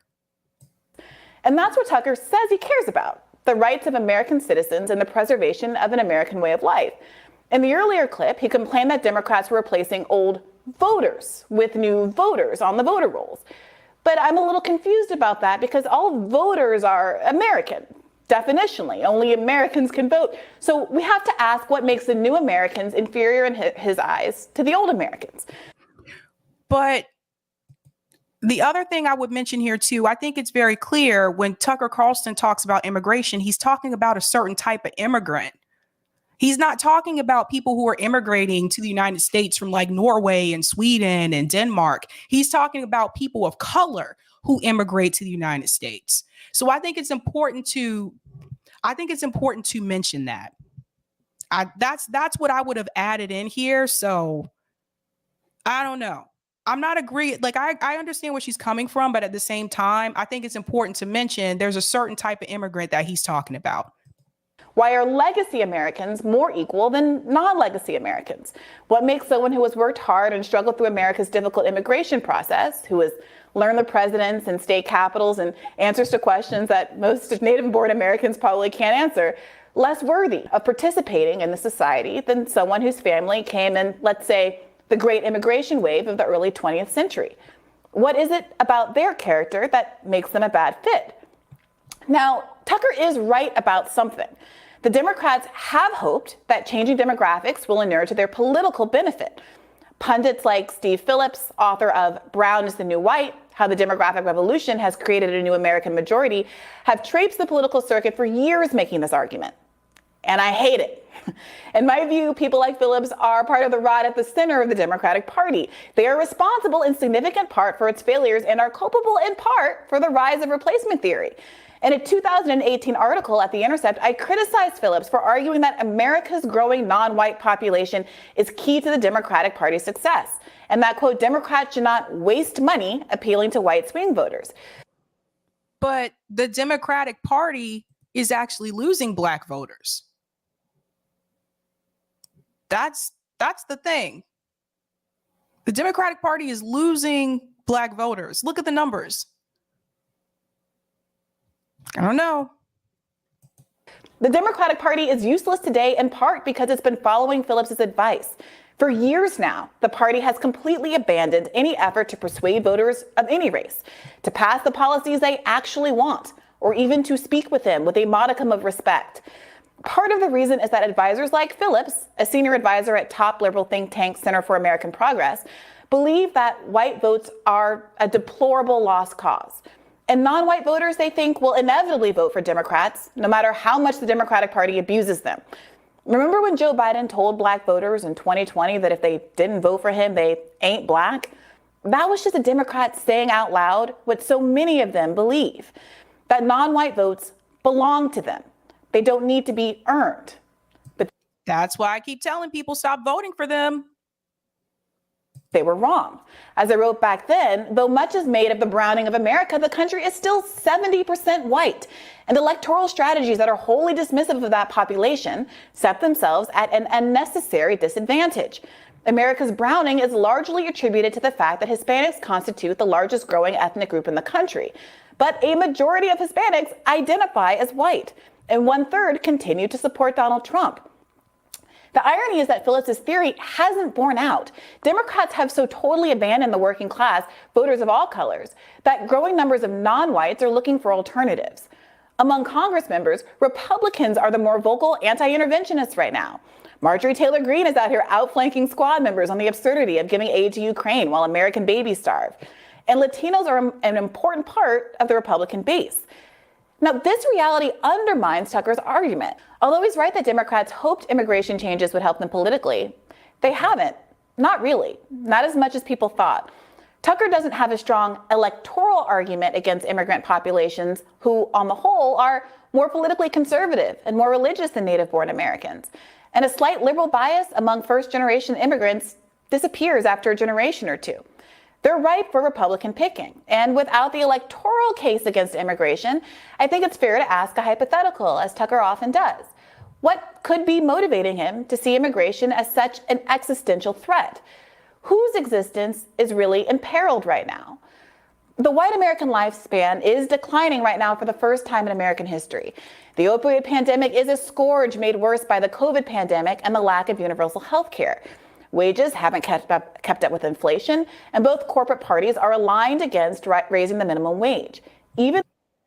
But there's one more thing I do want to mention here. The other big thing is that people aren't having kids. A lot of people who are millennials, like my generation, millennials, and then Gen Z, are not having children. That's another reason for the population decline. But people also aren't doing that because the planet kind of sucks right now. Climate change is a huge issue. We're not paid a living wage. You have all this student loan debt. So that's another problem too, is people aren't having kids. And that's not just Black Americans, Latino Americans, that's also white Americans as well. No, we haven't had a minimum wage raise for the longest period in American history. And even though Americans have never worked harder for less. When Carlson focuses his ire on corruption by elites, he's right on the nose. But the fact that he fully understands that it's elite capture that's causing so many Americans to hurt right now makes it difficult for me to understand how he thinks that a relatively small and powerless immigrant group deserves as much focus as the billionaires stalling our wages, poisoning our baby food, and ruining the country. And focusing on small, powerless individuals rather than big corporations in control is dangerous, literally. We need to be clear about what people like the Buffalo shooter are talking about when he talks about the Great Replacement. They're not just talking about the natural immigration and population trends that have existed since the first immigrants walked out of East Africa. To replace something is to put something new in the place of something old. It implies the old thing is gotten rid of, not simply added to. The threat suggested by Great Replacement isn't just low white birth rates or average immigration rates. It's something more pernicious, something akin to white genocide. And in fact, the Buffalo murderer describes the declining birth rate as, quote, mass genocide. One thing I want to add too, in reference to the Buffalo shooter, he specifically targeted Black people. He had already been to the supermarket before. He had already scoped out the scene. So he drove all those hours to get there, checked out the scene, he even searched for neighborhoods that had predominantly large amounts of Black people. So he had already surveyed the scene. And so again, in reference to what Tucker Carlson was saying about immigration, it's not like the shooter was like, let me look for the neighborhood that has the most immigrants. And no, he specifically targeted Black people. And genocide is defined as the deliberate killing of a large number of people from a particular nation or ethnic group with the aim of destroying that nation or group. That's not what immigrants do. That's what the Buffalo shooter did. He hunted down Black people so they could be replaced with so-called legacy Americans, a term I find kind of funny given that few communities have as deep historical roots in America as Black Americans. After all, the Atlantic slave trade was abolished in 1808, meaning that the American descendants of slaves arrived here sometime before then. We predate the huge wave of European immigrants that arrived in this country between 1880 and 1920. 20 million immigrants arrived during those 40 years, nearly double the number of Africans forcibly enslaved and sold into bondage in the Americas over the span of 400 years. At this country's founding, Black Americans constituted 20% of the population and comprised 16.5% after the Civil War. But that didn't last long. By 1920, at the end of the great wave of European immigration, the original racial fabric of this country had changed. The legacy Americans, Black Americans, had largely been replaced. I really don't like that term, legacy Americans. And I know people use it, but I really don't like it. Because what do you mean by legacy Americans? I mean, technically, this isn't even our country. I hate that. I hate that like legacy term. Now, I'm not sincerely arguing for a Black version of replacement theory. I'm drawing this historical analogy to make a point. The idea that rapidly changing demographics can politically disadvantage a population is nothing new, nor is the idea that some white Americans are so threatened by changing demographics that they feel empowered to murder Blacks, Jews, Latinos, Asians, and Native Americans. Elites in this country have always understood that the best way to distract the public from their looting of wages and public wealth is to pit people against each other, to divide them up by their differences. Mainstream news pundits on both Fox and MSNBC would like to use racial strife as a deflection from core economic issues that hurt working people of all ethnic and national origins. I'm going to go ahead and stop it there because I'm looking at the time. I actually can't play the entire video, but let me get out of here. How did I do? Okay. But the point that I want to focus on is you've heard the majority of it and you can still listen to the rest of it if you go to the Hill. But the point that I wanted to make here is that enough to call someone right wing? And that's what we're going to talk about tonight on our call in. If you happen to agree with the conservative on one particular issue, or maybe it's a couple of other issues, does that necessarily mean that you're right wing? Because that's what people were going on to say about her. If you look at the comments, like it's a long thread. People were going on to say that she's right wing and she's trying to get the right wing money now. And it was really bad. It's really bad. I'm not going to show all that on here, but anyway, you get the point. But what I'm trying to say is, does that mean you can't agree with someone on the right about something, because this is a problem now. There's a lot of people getting smeared. They're being called like right wing. This is happening to, it's been happening to Jimmy Dore, but it's starting to happen with other people now too. Anytime you agree with someone on the right about anything, they smear you and they call you right wing. And my question is, does that necessarily make you right wing? Now, based on the conversation that she gave there, I don't think that says she's right wing. I don't agree with everything that she said in that segment, but I don't think that means she's right wing. And people will take little clips like that and they'll post them on Twitter. In this case, these were just images. They weren't even actual video clips. They were just images, and they post them on Twitter and let people just form their own opinion and just go off the rails. And the comments were pretty gross. Like, I'm just being honest. But one thing that particularly stood out to me is the number of white people that were attacking her in that thread, trying to tell her what race is, what racism is. And I just to myself, this is wow. Justin, what you say? I get what Briahna was trying to say. Maybe she was trying to be much too technical, I guess. Maybe. Yeah. I don't agree with everything she said. I don't think that Tucker Carlson is race neutral. I'm sorry. Like I said, some of those examples that were shown, yes, I get it. Him talking about immigration, but there are other examples that could have been used. So I don't agree with that. But the way that she was attacked was ridiculous, and smearing people and calling them right wing when you know damn well they're not right wing it's crazy. It's ridiculous. But that's what's happening now. I'm going to take a break. I'm going to I see Eric's ready to come in to read the super chats and comments, and then I'll come back and we'll start the call-in segment.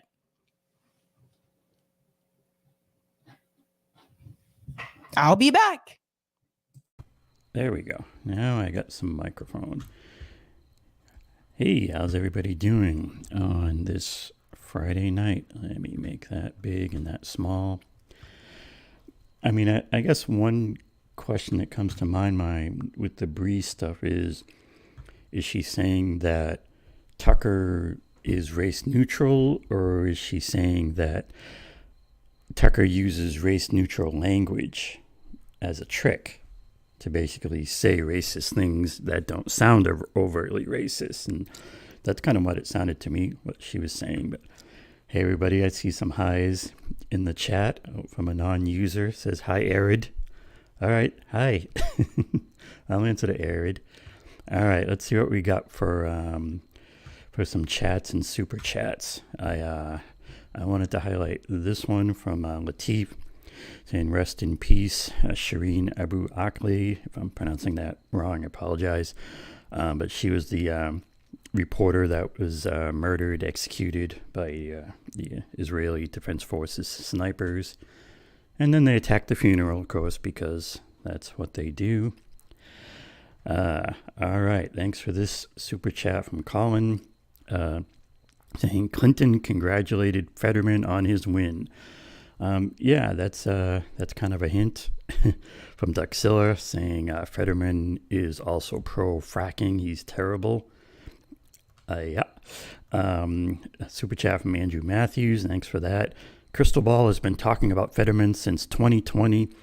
She never mentioned Israel or this incident, meaning the jogger shotgun incident, not even to make a lesser than two evils argument. Yep, that's a good point. What occurred to me is if he's holding this black jogger, with his shotgun, I mean, if the guy starts running away, was he going to shoot him with a shotgun in the back? I mean, it's kind of ridiculous.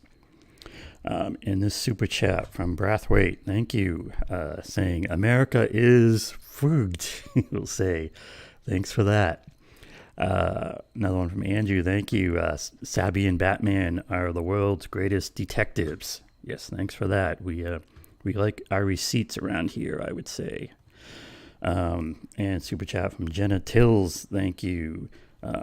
Politicians are not saviors. They are servants. Yes, good point there. And super chat, thank you. Oh yeah, I noticed this one came through from Duxilla saying Richard Weiss is running as a Green against Fetterman, so you could vote for him instead if you're there. And that sounds like a good plan to me. Another super chat. Thank you very much from Spoiler Candidate. Good name. I suggest the progressive label itself is dead. In 2022, if you are an authentic candidate who really supports the people, I wouldn't recommend calling yourself a progressive because you are now associated with the squad. Yeah, it's a tough one. It gets into kind of that question of whether to avoid these terms that have been co-opted, or do you try to use them and reclaim them, as they say. I can see where that can be tricky. Thank you, Andrew Matthews, for the super chat. Come to think of it, Fetterman is Pennsylvania's lieutenant governor. The party would never allow a lieutenant governor to exist who isn't pro-Israel. Thanks for that, Andrew. And this from Jenna Tills again. Thank you. Those surfs aren't even real surfers. The whole channel is astro-surfed, if you ask me. Thanks for that. From Terry Hilton, thank you very much for the super chat, and saying thank you, Sabby, for your hard work. That is appreciated. And one more super chat here came in from AJF Milan. Thanks for this. Brianna inadvertently ignored that Tucker speaks in coded language. Tucker may not be a racist, but racists think he is like them. LOL. That's why he says things the way he states them. BJG.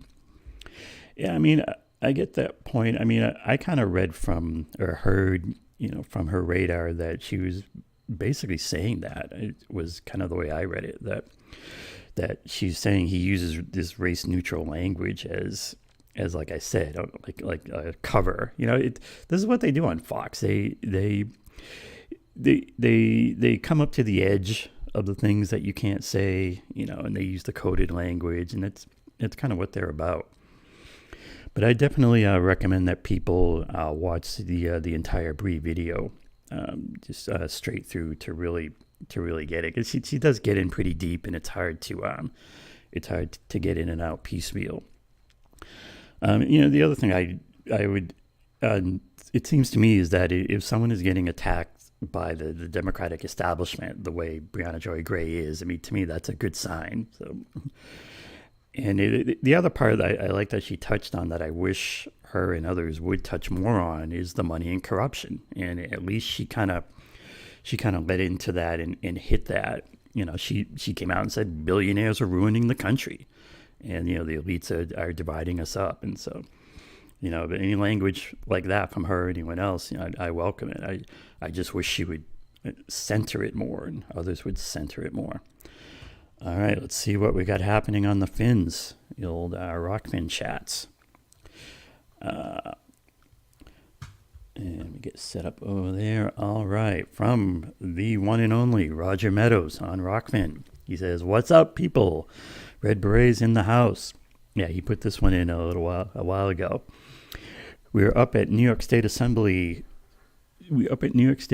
Speaker Hasty and New York Senate Majority Leader Andrea Stewart Cousins' office today, trying to get the New York Health Care Act passed. Sab, I'm looking at Twitter, and did you switch up and start at 6 and not at 8 today? I don't know, that may have been when she was on the RBN show, because she does that at 6 p.m. Eastern.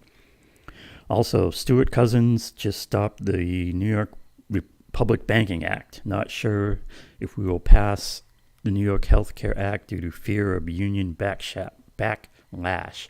We're leadership who owns stock in private health insurance, excuse me, does not want to pass it, and they are propagandized their members into not supporting it. We were able to pass a bill into law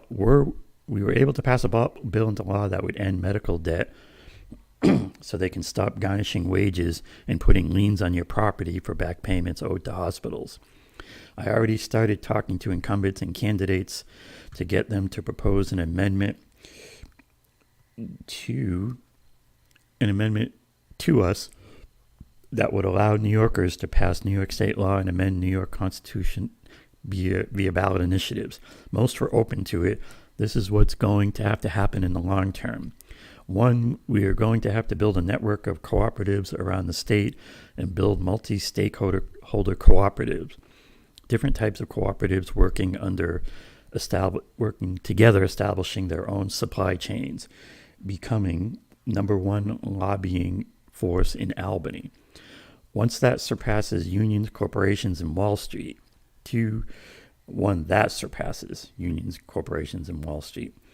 Two, I'm also thinking about gathering all these organizations together, such as Campaign for New York Health, Vocal New York, Criminal and Housing Justice, People Combating Homelessness, New York Equity Agenda, that's for co-ops and public banks, Public Bank New York City, the New Economy Project, all of these organizations that specialize in their thing and bring them all together as one focused, cohesive unit to focus like a laser beam to force the New York State Legislature to put an amendment before us for ratification that would allow us to pass state law and amend the New York State Constitution via the ballot initiative process.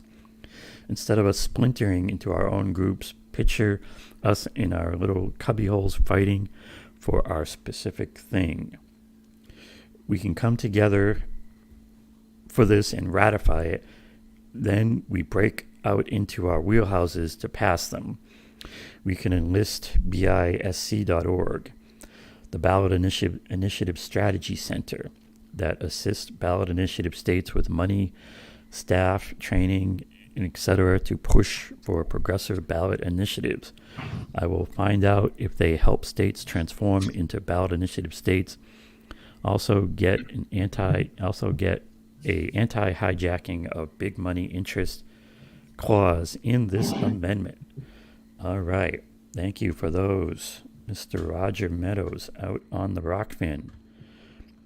We had one more super chat that just came in. Oman from Oman Arana. Thanks for that. Thanks for talking about Palestine, and thanks for a great podcast tonight. You are always amazing and wonderful. Well, thanks, Oman. Oh, maybe he was talking about you. Okay. Thanks, Omar. All right. Ready for call-in? Yeah, it's like we're just getting started, right? I know. Let me put the link in the chat. Doobie-doobie-doo. Link. All right, guys. Let's get ready for call-in. I'm going to go ahead and put the link in the chat here. And I will also pin this to the chat. Go ahead and open the room.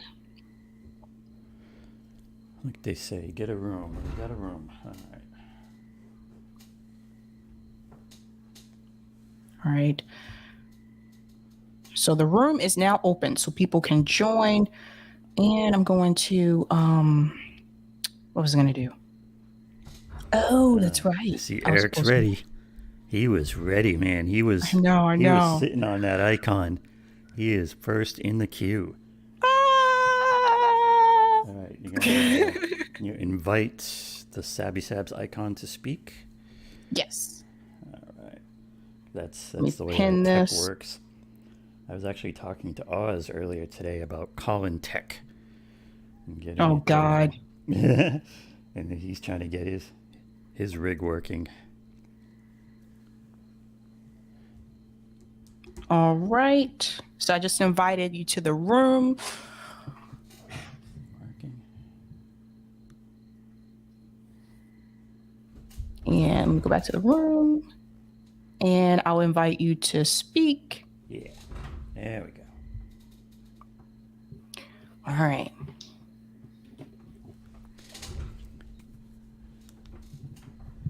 All righty, guys. Oops. Oh yeah, so if you turn down your phone, it should be good, I think. Yeah, I need to. Okay. I don't know, yeah, if you're not getting sound, you should be all right. You want to ask people to give us a thumbs up in the call-in if you can hear us. Ooh, I see thumbs and hearts. All right, so you guys can hear us. That's great. That's good. Time to get going. Let's go. Oh yeah, you can't turn the phone down all the way. That is true. I noticed that on my No, phone. you can't. That's what I was saying before. That's why I usually plug in like a headset or something to stop the sound from coming out. But anyway, let's go ahead and get started. All right, carry on. All right. So tonight's segment on Call-In. Welcome to Sabby Sabs podcast on Call-In. This is episode 12. Tonight's discussion is right-wing smears. Recently, leftist podcasters have been smeared as right-wing for agreeing with conservatives on some issues. What are your thoughts about this? I'm going to go ahead and take the first caller, which is Eric. All Hey, right, Sabby, Eric, can you? you're the mic. Hey, Sabby, can you hear me? I can. Hey, thank you so much for having the call, and I actually think this is a great feature. And as you continue to use this, the engagement back and forth with your audience is what's going to continue to allow you to grow. And it's very dynamic. It's not static like some of the other older podcasters on the left or the progressive side. So I just want to say thank you for doing that to allow us to speak to you. But I think that as far as these left podcasters being smeared, I think that's just more par for the course because it's a way to create conflict. It's a way to diminish anything that they're saying so that audiences, are conflicted and not believing them in what they're saying. And then it can be propagated by other shows. So one show says it, then another show will pick it up. And then pretty soon collectively, the message becomes X podcaster, X leftist show host is now isolated and they're confined or they're, label X, that they're doing something on the right wing. Well, clearly they're not doing that at all. Today I had a conversation with one of my really dear friends who's an engineer, who's really smart guy. And he, corporatist, worked for a big company, but he comes from meager, beginnings, so to speak, kind of like myself a little bit. But it's interesting as I speak to him, what he sees with the Ukraine war and what's happening is kind of like this smearing of the podcasters on the left. Even though he's intelligent, even though this guy is successful, he's worked hard to get to where he's at and so forth. The message that he receives from the mainstream media is so strong. He accepts it without understanding why he's accepting it. And when I push back and challenge just a few things, like today, I just let him talk, say what he was going to say. But I wanted to challenge and just, very softly ask him some questions. Like, who's giving you this message? Where are those experts that are giving you all this info? Where's that info coming from?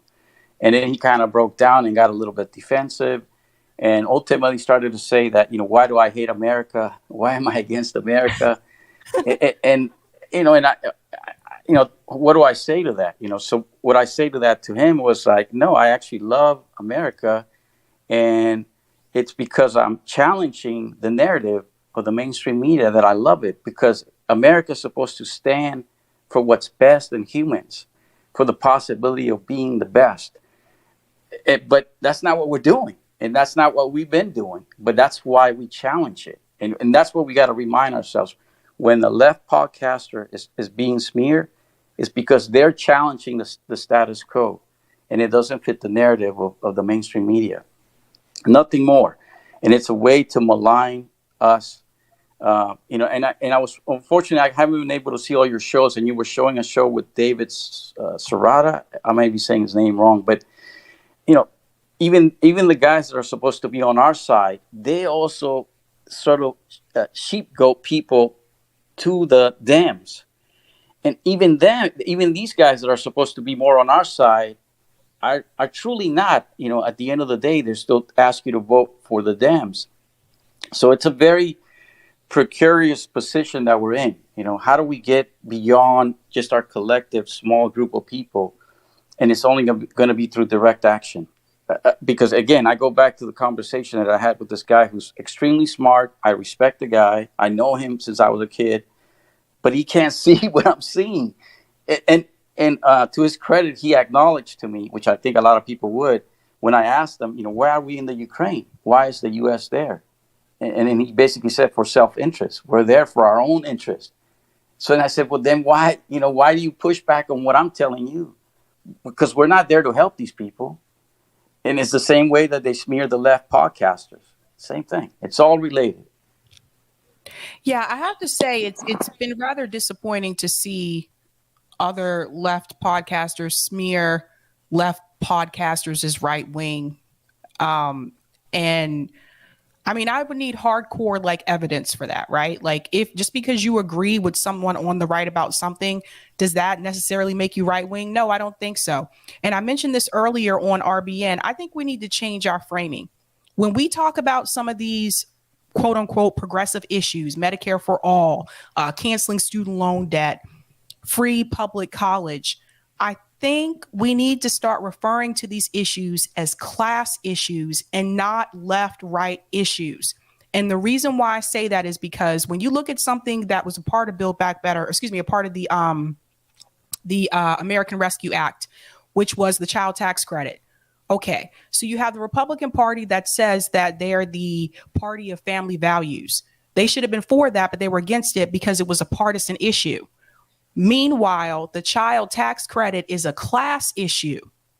And I think all these other issues that we've been fighting for, they're really class issues. Medicare for all, free public college, free community college, canceling student loan debt. These are actually class issues. And we have allowed, the Democratic Party has taken them in because Bernie ran through the Democratic Party, and the Democratic Party has watered down the progressive movement, and now anybody can like call themselves progressive. But long story short, we need to rebrand these issues and call them class issues. And that's how you're really going to get more support for it. Because at the end of the day, if you're poor, who are these issues going to benefit? People who are poor, working class, and middle class. Wealthy people don't need to cancel student loan debt. Wealthy people already have health insurance. Wealthy people don't need free college. So I think if we were to frame it that way, I think we would be more successful. And also considering the fact that if Bernie Sanders would have ran as an independent in 2020 and framed it that way as class issues, I think it would have got across to a lot more people. Yeah, no, I agree with you. I think, some of the first call-ins where I got a chance to speak to you, I was telling you how much we need charismatic, strong leaders that are not going to fold. Almost like, I want to say, like soldiers or captains that are going to go out there and really put themselves out there for us. Those first leaders that are going to come out of the left, if we are fortunate to see them, along with direct action, are going to be those people that are going to put themselves out there and sort of put their necks on the line.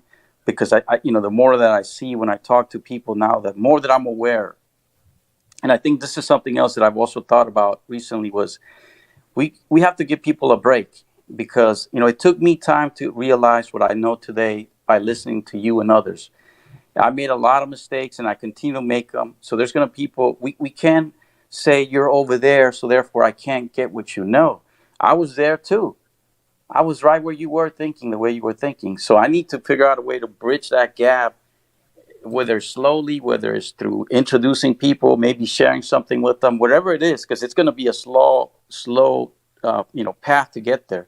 So we have to figure out ways to really connect with other people, just like, you guys talk about all the time, Sabby, because it's going to be very difficult. I mean, just having this conversation with this guy today just made me realize that much more, and made me look at myself to say, hey, you know what?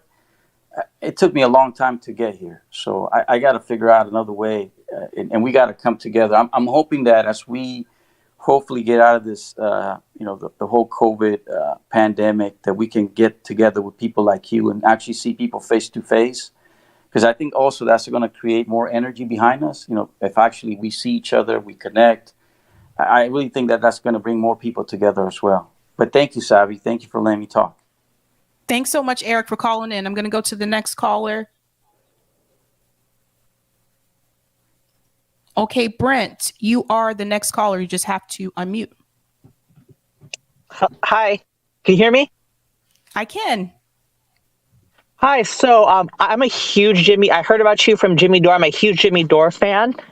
and I attend all his shows in person. And yes, but I have a huge disagreement with him on one particular issue. So it's interesting that your topic is about podcasters being smeared as white wingers.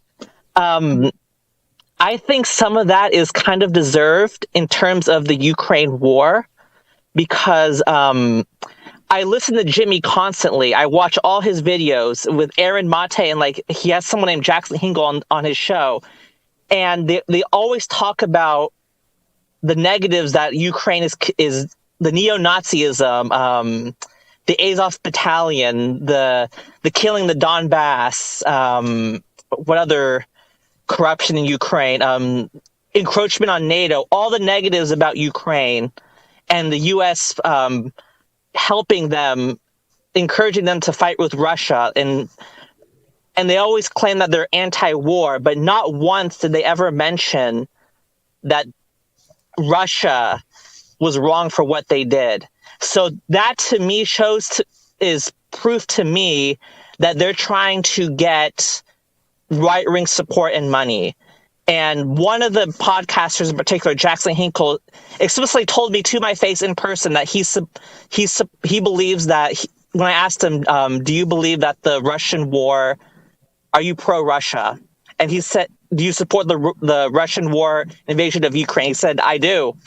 And that to me is proof that they're trying to get the support from the pro-Russian people. And I feel like some of that criticism is justified. And Aaron had a call-in like this, and I talked to him, and he kept on justifying like the war, like what Ukraine was like the negatives of Ukraine. And I feel like if I were to ask you right now, was Russia justified in invading Ukraine? I mean, you would give me a pretty straight answer, right? I mean, so that's where I feel like that's where some of the criticism of left-wing podcasters is coming from.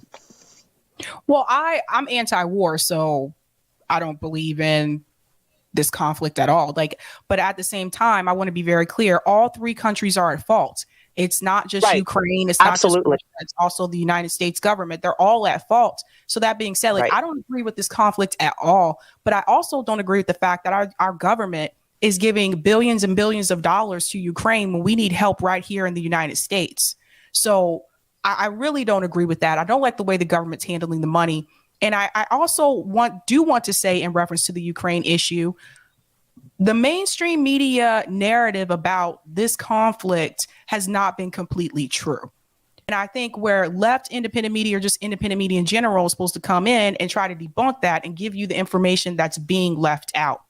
And so do I think it's okay that we're giving money and weapons to Ukraine? No, I don't. Because again, I don't believe in war. It is what it is. Ukraine is not going to win. And the United States government knows that. So why are we giving them money when we should be giving people right here money? We have a baby formula shortage. We have a food shortage here in this country. Gas prices are high. So the American people are not taken care of, but we have money to take care of someone else. So I think, again, I personally, I'm not in favor of war, period. And I damn sure am not in favor of Nazis. So to see mainstream media sit up here and try to sugarcoat this battalion, it's been very frustrating. And so many people have been propagandized by it. Everybody's got these little flags in their Twitter bio and their Twitter byline. They don't even know what it means. You talk to half of these people, they can't even point out Ukraine on a map.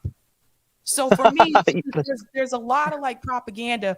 And so where's that same compassion and consideration for people in Somalia? Where's the Somalia flag in everyone's Twitter handle? Where is the flag for Palestine? You don't see it. So I think what they're trying to do is they're trying to debunk. I can't speak for Jackson, but I think they're trying to debunk that mainstream media narrative. Right. I understand that, but Russia was they started all of the, I mean, not the, when I say started, I mean the invasion, they didn't have to invade if they didn't invade, this whole issue wouldn't be in the media constantly. We wouldn't have the people with the Ukraine flags, all that stuff. Russia started the war, and they're flat out wrong. But at the same time, the United States is guilty because they shouldn't be funding a war that does not affect them directly. They should be using that money here at home. And when I hear complaints that there's not enough money for Medicare for all or other issues at home, I see how much they're donating to Ukraine. It's just ridiculous.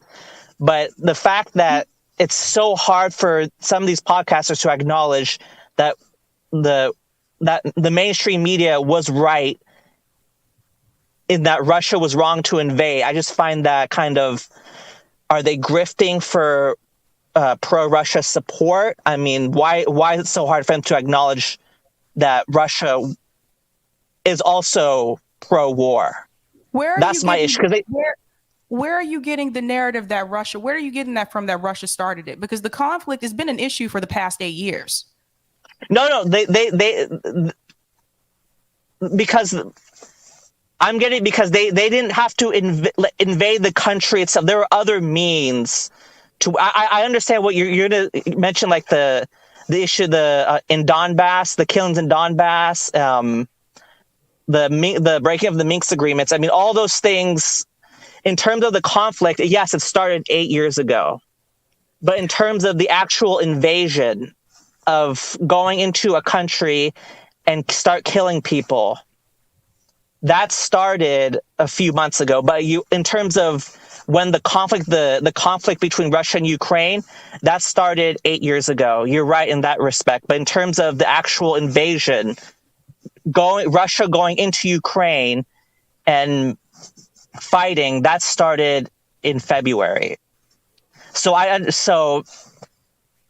feel like that invasion was unjustified. There's the reasons that the left podcasters mentioned about like the Donbass and neo-Nazism. Those I feel don't justify Russia going into Ukraine and bombing cities and countries and killing innocent people. That's just my take. I don't know. You might disagree. But again, where did you get that talking point from? Because you do know that most of the people in that region are ethnically Russian. So that's why I'm asking. Where did you get that talking point from? Did you get that from mainstream media?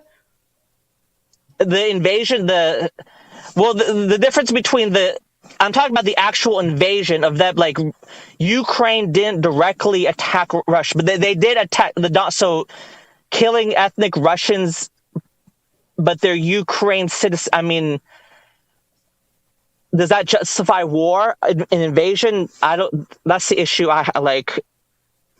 Does that really justify invasion? I mean, we might disagree. The majority of the people in that region are ethnically Russian. So how are you invading a territory where the majority of the people there are like you? I'm gonna bring up a point here that someone just put it as a super chat. Thank you for this, Tom. The caller is not informed about NATO's initiative. I'm initiative and expanding, forcing Russia to do what it needs to do to protect its border.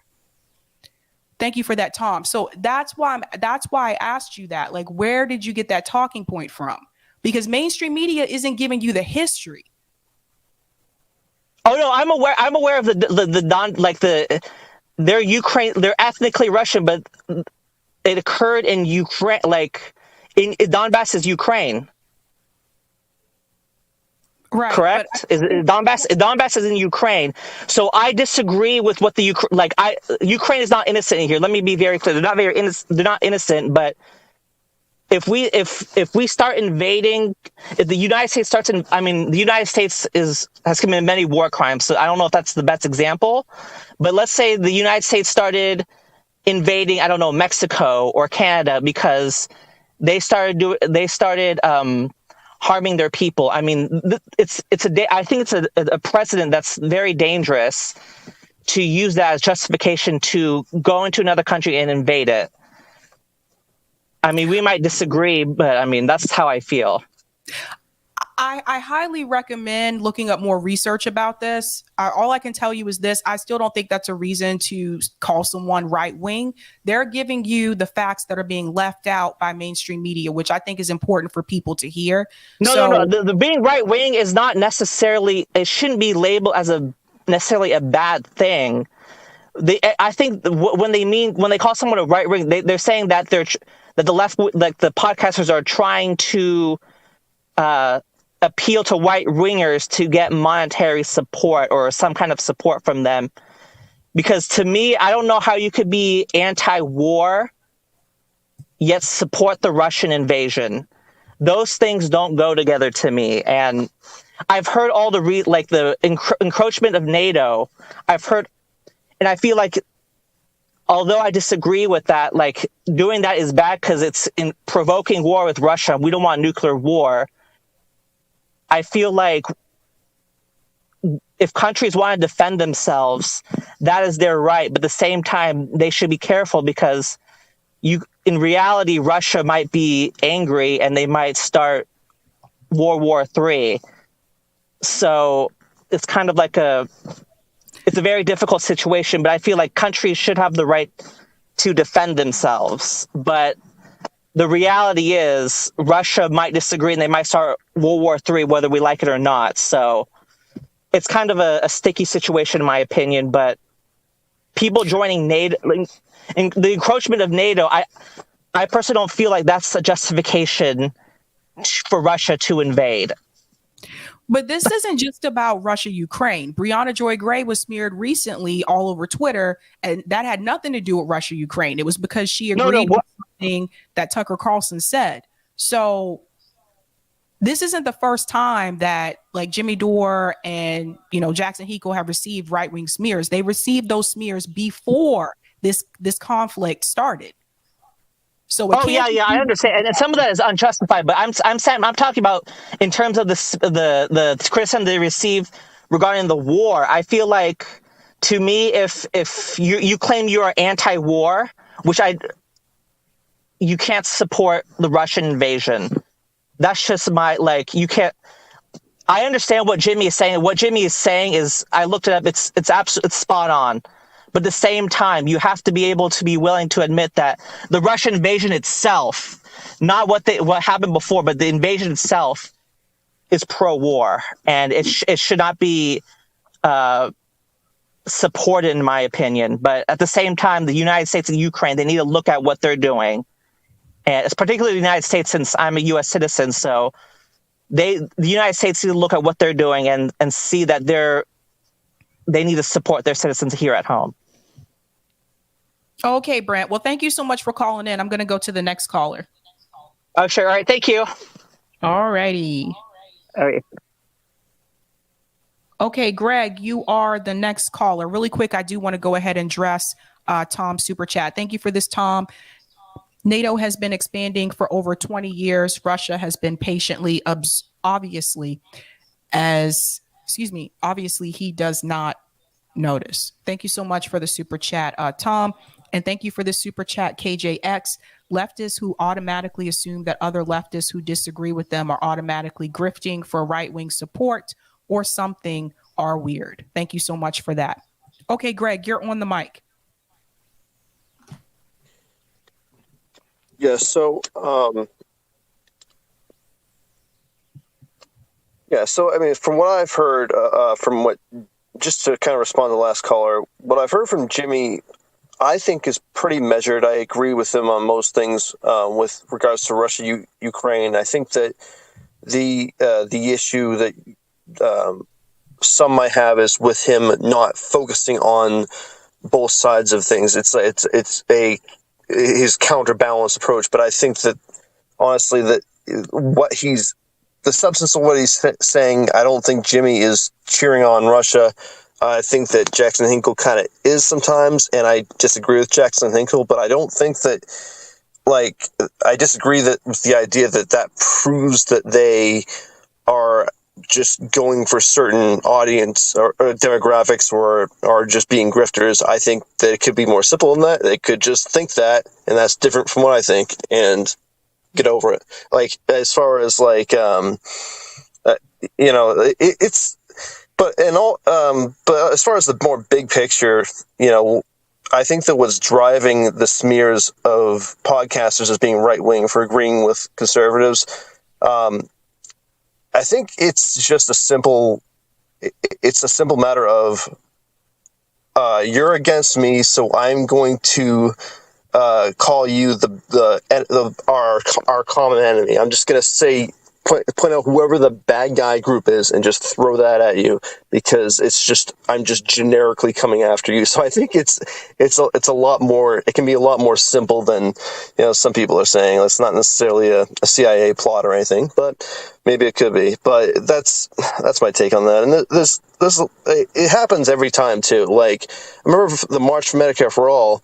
Like I uploaded a video of me and others chanting in Boston, healthcare is a human right. This is why we have to fight.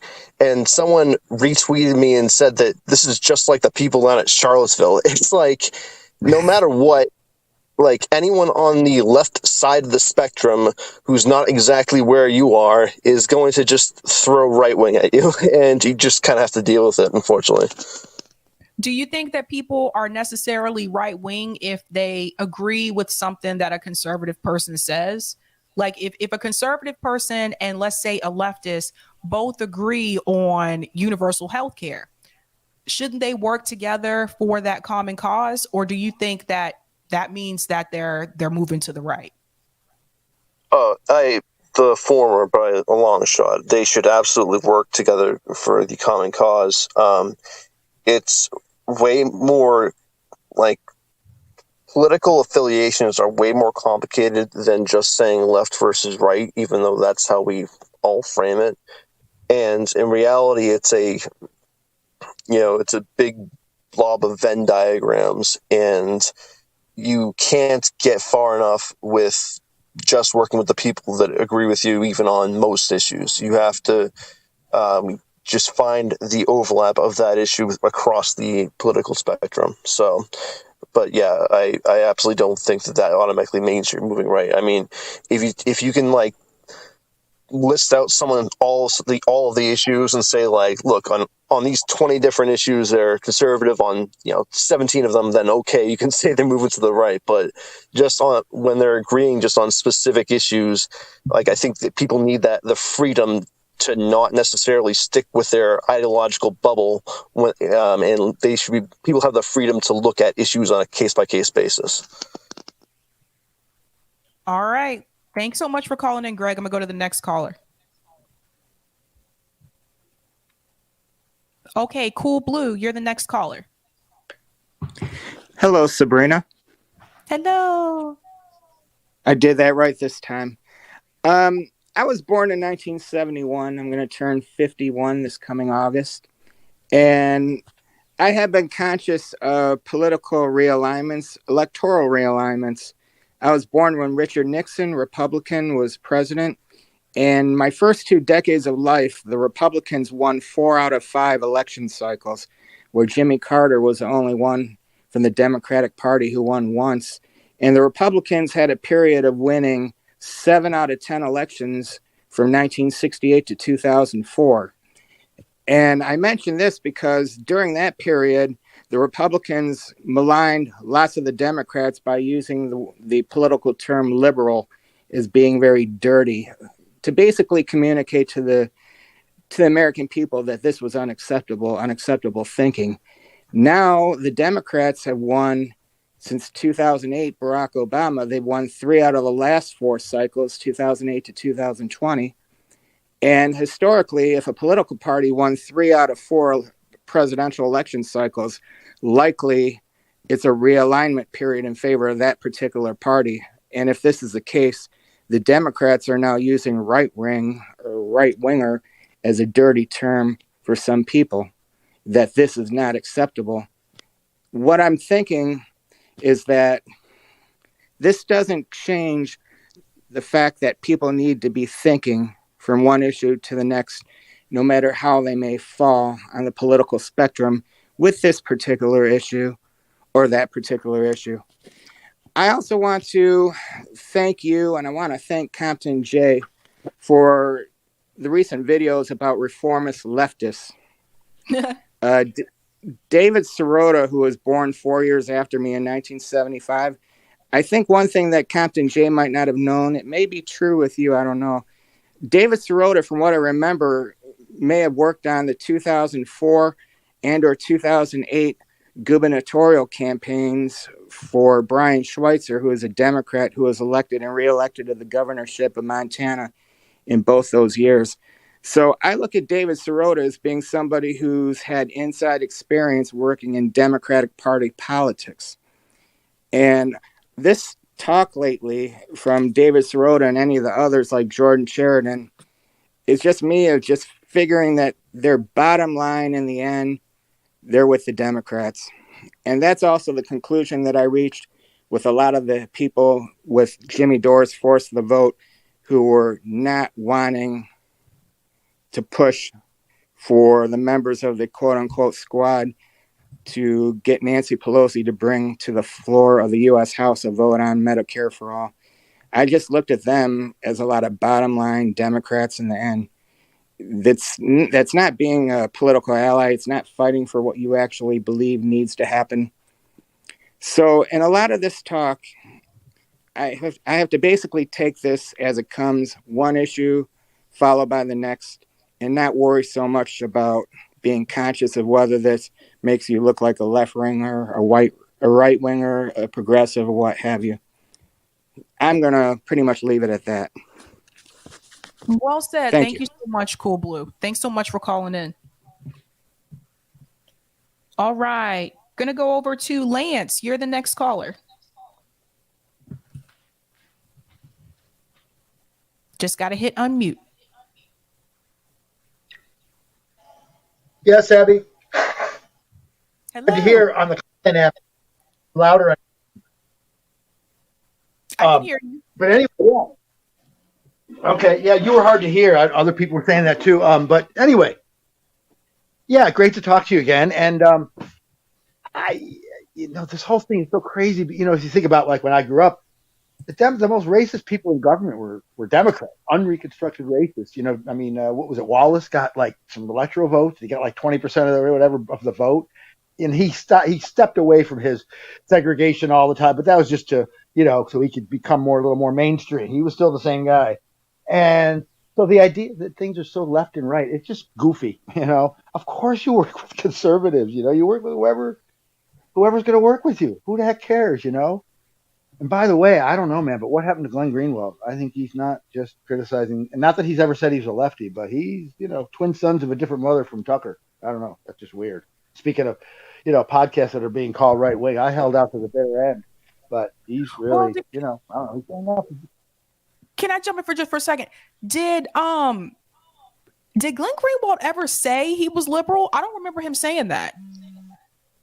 No. I just said that. He never claimed he was a liberal. But he's embracing. He said that Tucker Carlson never said the word replacement theory. I mean, he said that. Tucker Carlson never used the term replacement theory. Okay, and somebody chimed in because it was a glitch, and I got like cut off. I was on with him for 10 minutes back and forth. Sabby, Matt Stover, big deal. I got the best of him on to talk about China just because he's an important journalist and he's great with trust. Big deal. It wasn't his ballywick. But boy, you want to hear 10 minutes of weirdness, man. I mean, he just straw man. He turned me into a straw man, made me, out from the Wizard of Oz, and then dragged me through a few pigeonholes. It was crazy. I mean, he didn't address what I said. It was so disingenuous. I couldn't believe it. And if you want 10 minutes, it's at the 140 mark or whatever, that thing two sessions ago. But somebody had to chime in. Glenn, he just did recently say that, about replacement and all that replacement theory, and that about wanting obedient voters that are going to vote our way by Biden, and then he said when the term when it was about like the dirtier and poorer and dirtier, when he said that it's going to make America poorer and dirtier, Tucker, Glenn said, "Oh no, he just meant they leave trash at the border." He didn't do that then. Tucker knew that it sounded racist, and he doesn't like that. He's very careful about that. Oh no, I meant that they leave trash at the border. He said, "We're going to make America dirtier and poorer," and Glenn defended that. I mean, so I don't care what. I don't care if you're a honest. I don't care if it was Sadr and Jetty, right? A self-described honest conservative. He would never ascribe and say, yeah, Tucker, yeah, no, No, I don't know what he thinks of Tucker's side of it, but he certainly wouldn't deny the facts. And Glenn did, clearly. Interesting. I mean, like I said, Sabby, what do you care about some anonymous person who talks on Callin once in a while? But, I think I present my thoughts pretty good. But towards the end, I think it's at the 140 mark, or 240, whatever it was. And for 10 minutes, he just talked me down. And I even I said, look, I'm a WAP. That's what they called me. And we did come from the poorest area of southern Italy among Europeans. That's why they call us WAP. Most people had at least some kind of, we didn't have that. We were without papers. We were among the dirtiest and poorest in that sense, right? And I said, it's real. I said the Palmer raids were horrific. But that was based on real bombings by real anarchists that mostly came from, from Central Eastern Europe and Southern Europe, because that was a real hotbed for very radical socialist anarchist stuff. And I said, so you're talking about people that are just coming across and getting benefit? I said, based on what and Glenn didn't respond to this. I said, Tucker, my people would never have gotten any, and I'm second generation Italian. My grandfather came over on the boat. We wouldn't have gotten anywhere near Ellis Island based on what Tucker's saying about assimilation, right? And he said, I said, yeah, Tucker doesn't care about race if you're a successful, or, you're from a country that's where black people of color, as long as they're, assimilated and doing good. He goes, yeah. See, he loves those situations. He says, yeah, successful people of all colors can do well and be entrepreneurs and stuff like that. But he completely glossed over my point. And I texted him. He didn't respond. I said, my people came over penniless. And I even explained to him that my uncle, they were digging ditches for the huge expansion after the Erie Canal, and they worked in digging ditches. Then my uncle, long story short, he started doing ethnic foods, Hungarian, Irish, and Italian foods in a little truck to the workers.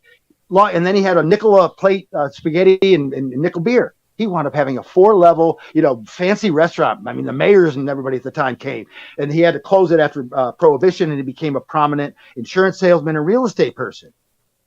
But he didn't start like that. And this is what I said to Glenn. Don't they have to immigrate, poor, and don't know English first? Right? They didn't start out being entrepreneurs and shift their business over from Ghana or from Bhutan. We have a lot of refugees in my town. They had to start poor and dirty. And he didn't respond to that, right? And I think it's a pretty good point about how the Italians, when we came over, we were among some of the best people, whatever you want to say. We succeeded fine and assimilated, but not right away. And a lot of our people were bombers and anarchists and all that stuff.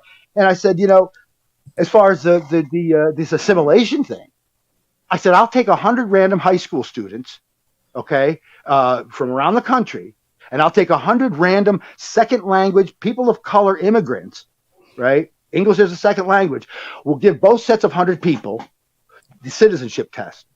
And this is random students now. They can become from poor city, rich, white, white, black American kids, students, random. I will bet a month. I'll bet just to make the point. I said I'll bet 10% of my assets at 10% of yours, Tucker. Who do you think is going to win that test? Who do you think is going to do better on that test? Of course, nobody would argue that the immigrants would do 10 times better. So there's his idea of assimilation into American traditions and values. I'll stop there. Oh, wow. Okay. All right. Thank you, Lance. I got a lot of callers lined up, so I do want to move on to the next one. Yeah. Anyway, Glenn's.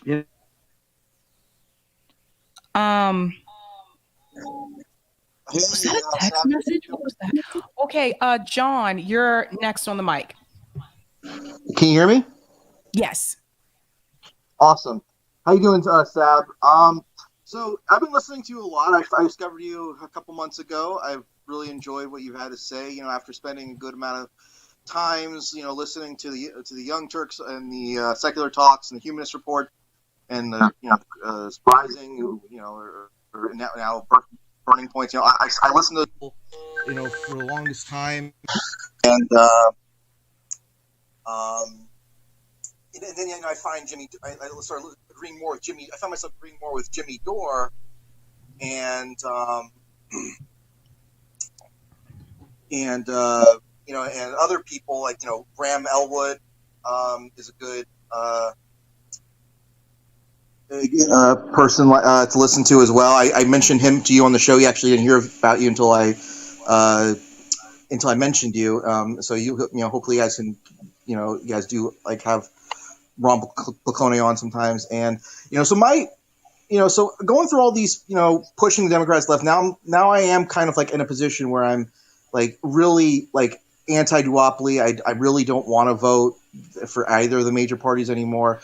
But the only thing that really concerns me was, I would call myself like a swing third party voter, because, I'm really interested in what the Green Party are doing. I'm really interested in what the People's Party are doing. I'm really interested in what Andrew Yang's Forward Party is doing. And I'm starting to wonder, like, is there going to be a point where there's too many parties, where it just kind of becomes front loaded? And, because my parents, were third party voters, they were really into Ralph Nader. I remember one year my dad actually supported Roseanne Barr. And I was like, it was a paradigm shift. I was like, why vote for people who can't win? I'm going for Obama. And then, after 2016, I was like, Bernie kind of woke me up and just, made me realize, these parties, these old timers, that are out of touch, like Clinton, Trump, and all these people, Biden, they're out of touch with young people. And I just really just disassociated myself. And I just, all my friends are like, blue checkers, and I get all this peer pressure. And so I'm really at a crossroads right now. And I hope, I know we got to focus outside electoral politics. I called Laura from Red Berets about my friend who passed away a couple weeks ago. He was before he passed away, he was still supporting the Justice Democrats and most of the the Young Turks and people out there. I was already even when we disagreed. I respected. They still felt like the Democrats could push left even when I disagreed. But the thing we both agreed on most of all was we really want a single payer healthcare in this country. And he told me a story about how even though he had health insurance with a job, he still had to pay out of pocket for surgery. And it's just I don't want to go on a tangent. I don't want too long, but it's just I'm finding something like you has been really therapeutic for me. And just thank you for you're doing God's work, Sabby. And I really appreciate you doing your show on a daily basis, even though it's not a full-time job. So I gotta just really commend all the respect. And I'm glad. Thanks for giving me a platform to tell my story. Awesome. Anytime, John. Thanks so much for calling in. Yeah, my pleasure. I'll come on again soon. All righty. I am going to give him I can't see your whole name, but you're next to the mic. You just got to unmute. Hey, Sabby, can you hear me? You're a little bit low. How about now? Yes. Okay, so it's giving them boot, and just boot for short. I just want to say, like I said this, I think in a stream not too long ago, just saying that, like, you Sabby and RBN, just when I see you guys doing stuff and starting, I'm like, you know what, I can start to do some stuff, and then I get to see it, gives me some hope, and just I start thinking new things. I start considering, maybe start a co-op, start this or that, or how can I help? How could I also in my life do stuff more green and such? So I just want to thank you and RBN, and just I guess with the topic, just want to say, when it comes to this right-wing smear nonsense, it's I listened to, before I saw your show, I watched the interview that Briahna had with Irami, the funky academic, and they had the discussion about that. I mean, between what they did on Breaking Points, I agree with your take on it. I think she could have handled it better with some of the wording, but in general, you kind of understood where she was coming from. There's no way even close she's a right-winger. It's just anybody that's propping up the war, saying, let's send more weapons, send more guns, that's the nonsense. That's the right-wingers. Yeah. Well, there's a group of people, I think, that's just sitting by waiting for you to say something that even can give them an inkling of that so they can smear you with that reference. And it's mainly these people that still want to practice the strategy of putting progressives through the Democratic Party. They're the main ones that end up doing it. They're like, oh, they're trying to do direct action. Oh my God, they're trying to do activism. They're right wingers. Look at them. They're not real. And in reality, they're the ones the who are only lazy path. and don't want to do It's the only anything. path. Mm-hmm. You're totally right. It's like, it's like they ain't gonna do it for us. We got to do it for ourselves. That's it. That's like, I just don't like. I can't see another path anymore. It's like electoral politics is not just complete bullshit. But I mean, I think I heard previous caller was saying like, about how different things have been. It's like with different ethnic groups, their families come. It's like my family's Puerto Rican. It's like everybody like, but you'd be like my entire family just like is on that side of the family. They're all conservative, like except for like the youngest, like of my generation is it. They're all conservative.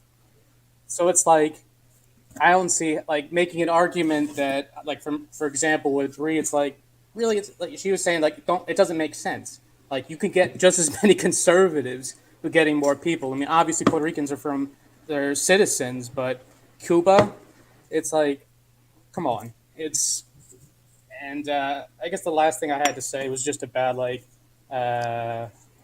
was the previous callers mentioned about Aaron Mate. I listened on that call-in, and he pretty straight up said, he's like, look, I condemn what Russia is doing. So it's like, it's not like he's pro-Russia or anything. There's no way he's pro-Russia. Like he called it out. He's like, this is like, I'm against all war. It's like, so just saying like using the right wing nonsense is just going to push you to just bullshit. You're just like tossing your allies with this shit. Unless they're really taking money from Russia or they're taking it from big industry with bombs and shit. That's the only other way you can see them actually like, oh, well, they're a right winger or they're a shill or they're bought off from so-and-so. So, yeah, but that's it from me. Thanks, Sabby.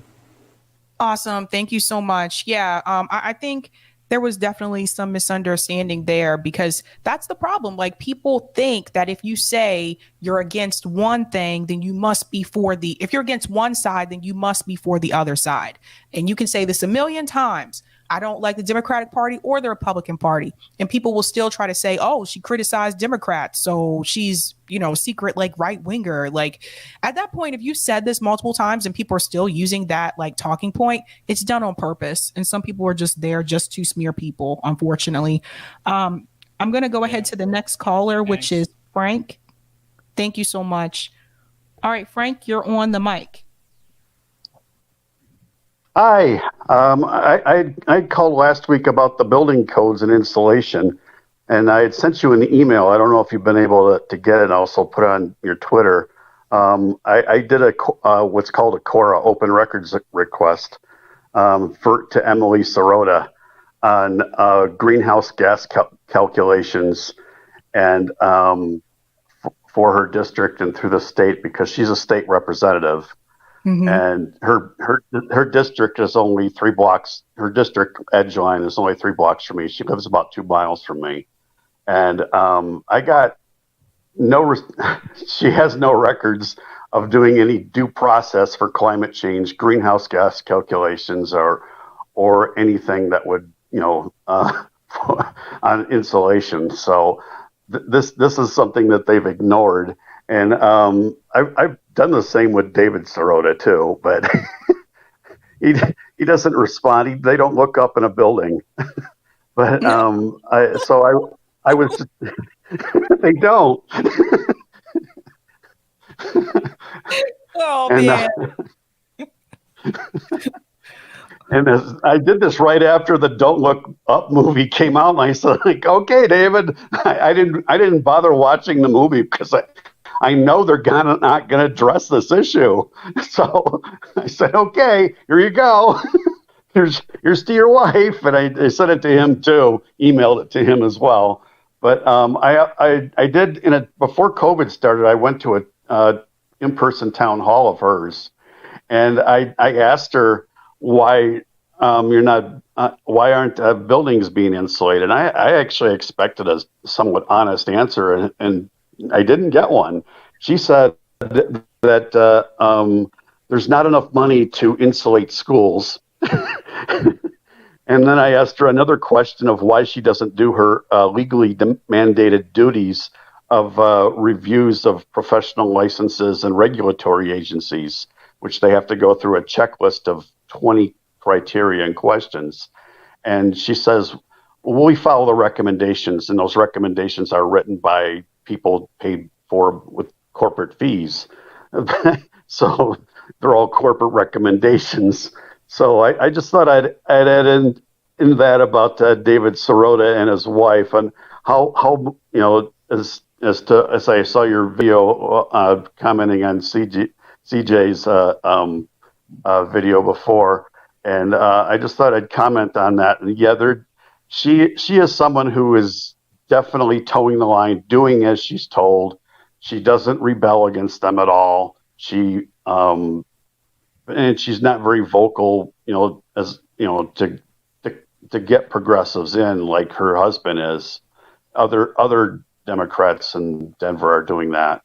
So I just thought I'd add in those stories, which are, certainly back up with both what you and CJ were saying. So thank you.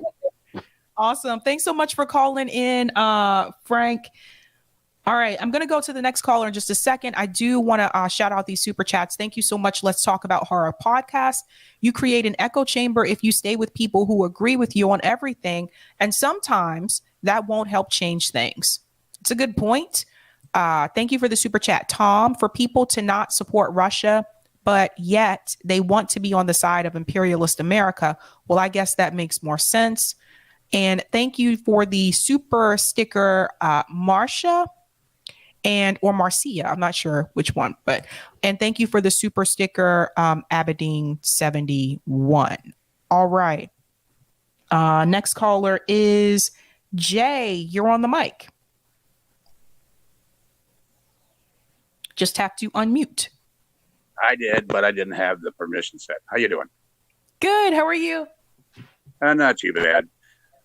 So in answer to the question, these smears are not justified in any way. And I think predominantly they're coming from former Republicans themselves who are now in the Democratic Party. That's the majority. They have an intolerance. They have an intolerance for any kind of valid criticism of the left from the left. And it's like, for example, Cenk Uygur. He loves to do this. He loves to smear anyone that agrees with a Republican on some issue as being a Republican. He's that tribal. But I would happily put my voting record before his any day. And that's because, according to Jimmy Dore, somebody who knows Cenk Uygur very well, he used to be a Republican back in the day, back in the early 90s. Right. Well, if he used to be a Republican, he's bound to have a bigger Republican voting record than I've got. And so I'll happily. It's funny how they want to smear you as being Republican, but they would. If I put my non-voting record before them, I'd really get smeared. Because they still believe in electoralism. So you're damned if you do and you're damned if you don't. Yeah, but that's pretty much all.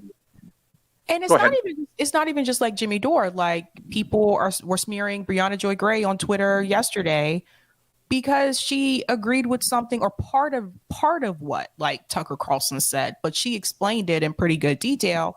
And I didn't agree with everything that she said. I disagree with her on some parts, but still, like, just because she, agreed with some part of something that he said, that doesn't automatically make her right wing. Yeah. And I feel like that's where we're at in this country now. It's like you can't even agree with someone on the other side on any particular issue, or that's it. They're going to smear you and call you right wing.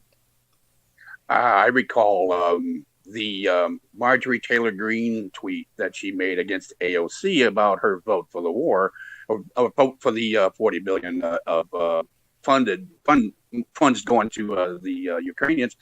I retweeted that, and I got some of my friends personally gave me a ration of shit over that, but I didn't care. I mean, it doesn't bother me. They would blame me for the Sharon Tate murders if I didn't vote. They blame me for anything, man, because they're that tribal and they're that partisan, and my mind don't work that way.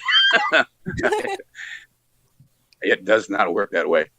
And I'll even confess that the only time I actually vote Republican, that I have ever voted Republican, is if a Republican in a local election is running unopposed, like for drain commissioner or something like that. I would rather vote for that person, that Republican, than risk having my entire ballot thrown out for an undervote.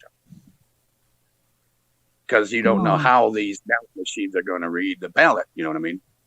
And that's the only reason I can see justifying, I would vote for one. But other than that, it's mainly just basically partisan smears and tribalism from people that are intolerant of any valid criticism of the left from the left.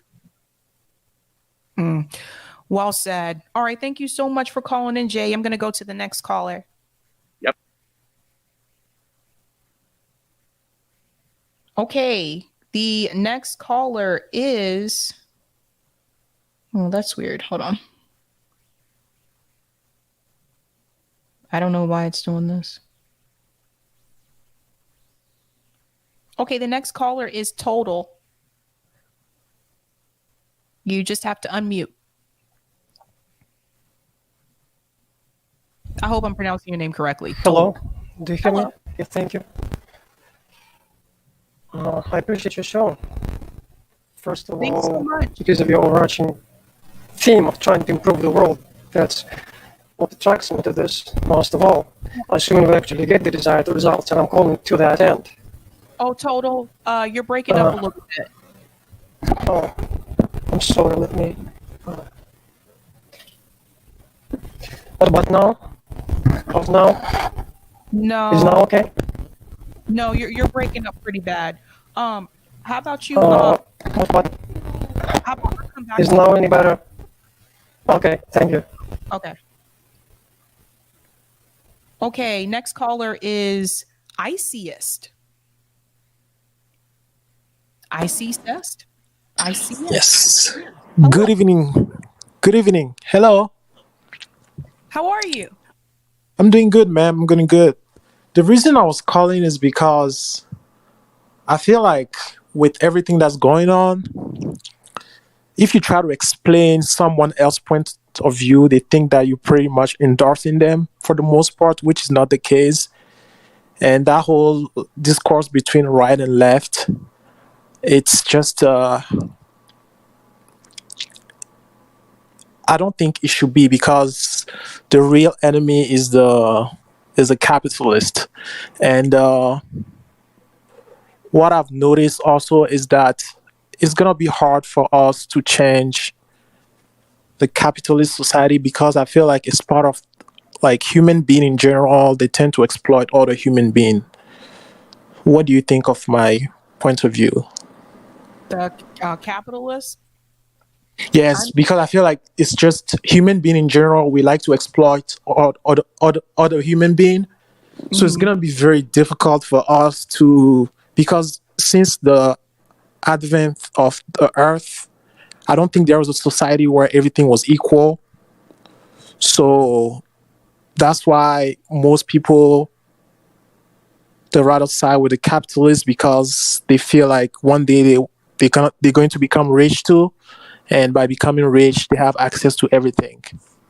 Yeah, it's like the American, yes, the American dream, right? Like, people think that that's what's going to happen if they just continue to work hard, that one day they'll get there too. And most people don't, by the way. But I think that I'll bring up a point that I mentioned earlier on RBN. I think I mentioned earlier at the beginning of this stream as well.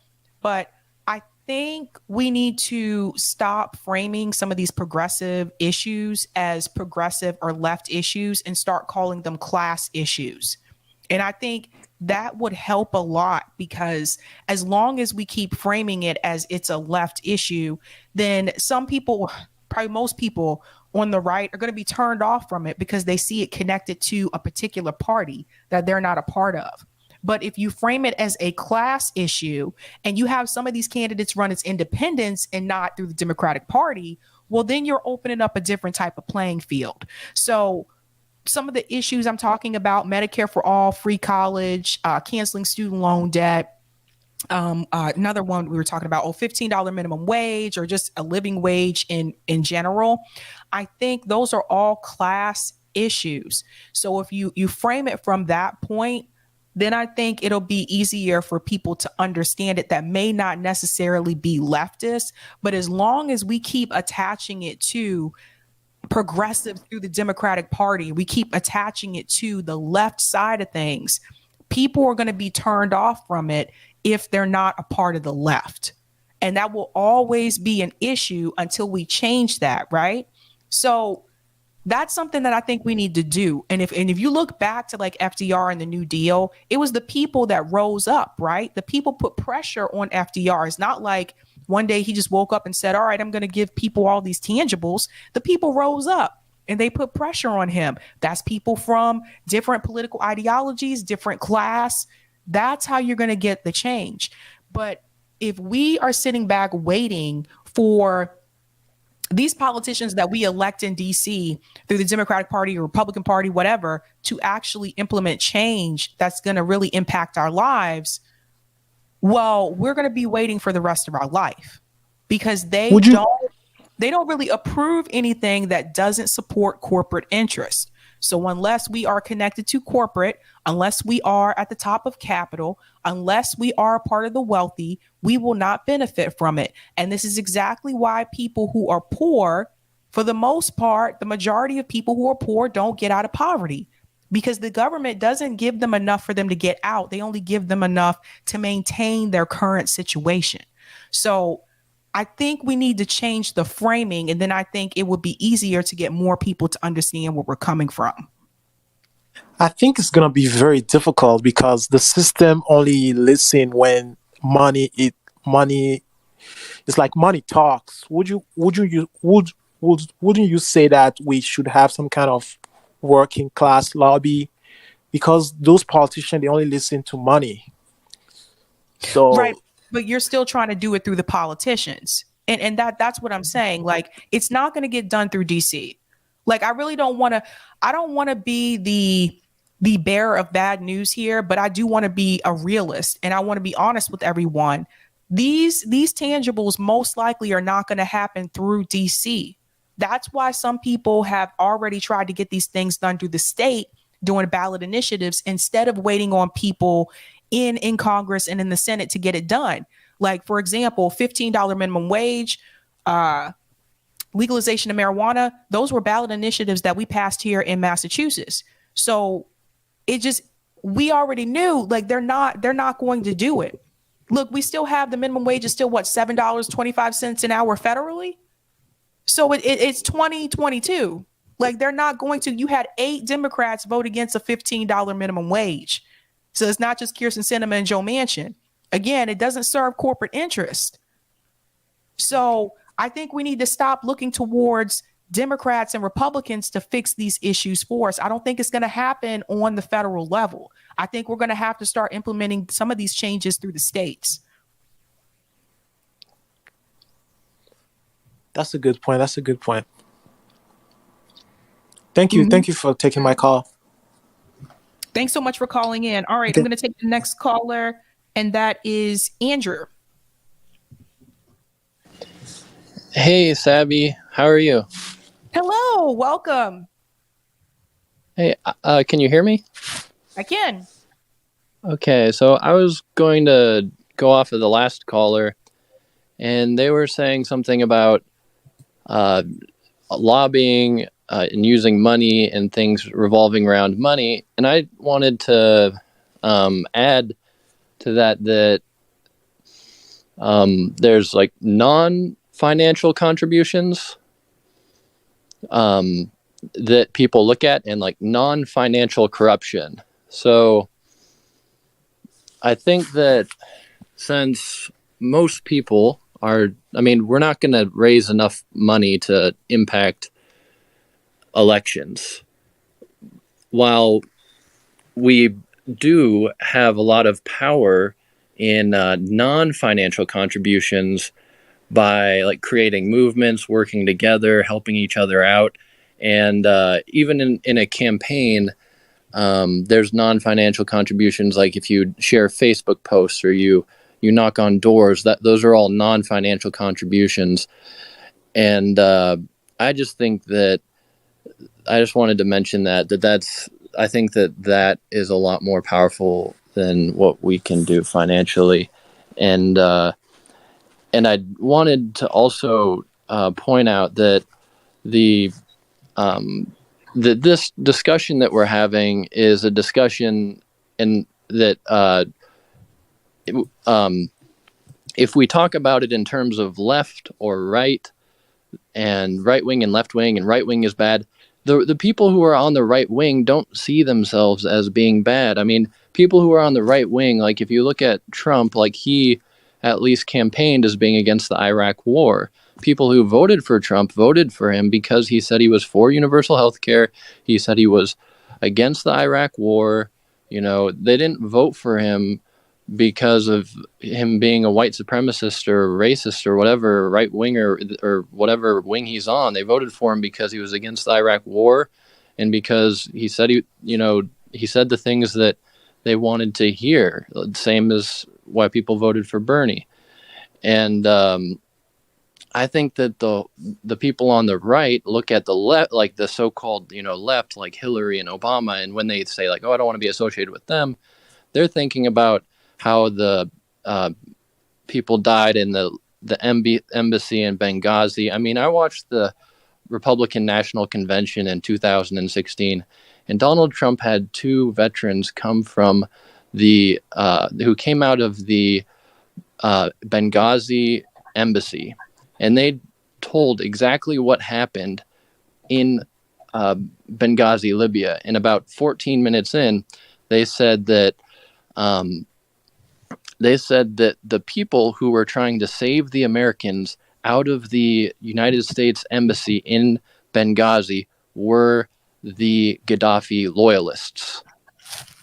Okay, and so those are the types of things that make people go away from the Democratic Party and make the people in the Republican Party feel like they're in the anti-war party and the pro-military, supporting the troops party because of that type of stuff. And all of this right and left stuff is a complete, ridiculous thing, because the people who are printing the money, the central bank, the Rothschilds who, sent the Warburg family to the United States to work with the Rockefellers and whoever else to create the Federal Reserve in 1914, are the people who control what's going on. And they're the ones who are printing money and working directly with the banking monopoly to make loans to people who are getting government contracts and receive massive interest payments on those loans. And those are the people who are benefiting from the wars. And my understanding is that they benefit on both sides of the wars, that both countries are taking loans from their federal reserves, and that the central banking is profiting, and the purpose is to essentially distract us in the same way that we're getting distracted by the right and left wing. The countries and the countries' governments are under control, and they're being distracted by the war and are shipping their money to their central bank. Interesting. Yeah. Well, I like one thing that you said that I thought was really interesting, and I think that some people may not think about this, is that people who are on the right, they don't think they're in the wrong, just like we don't think we're in the wrong.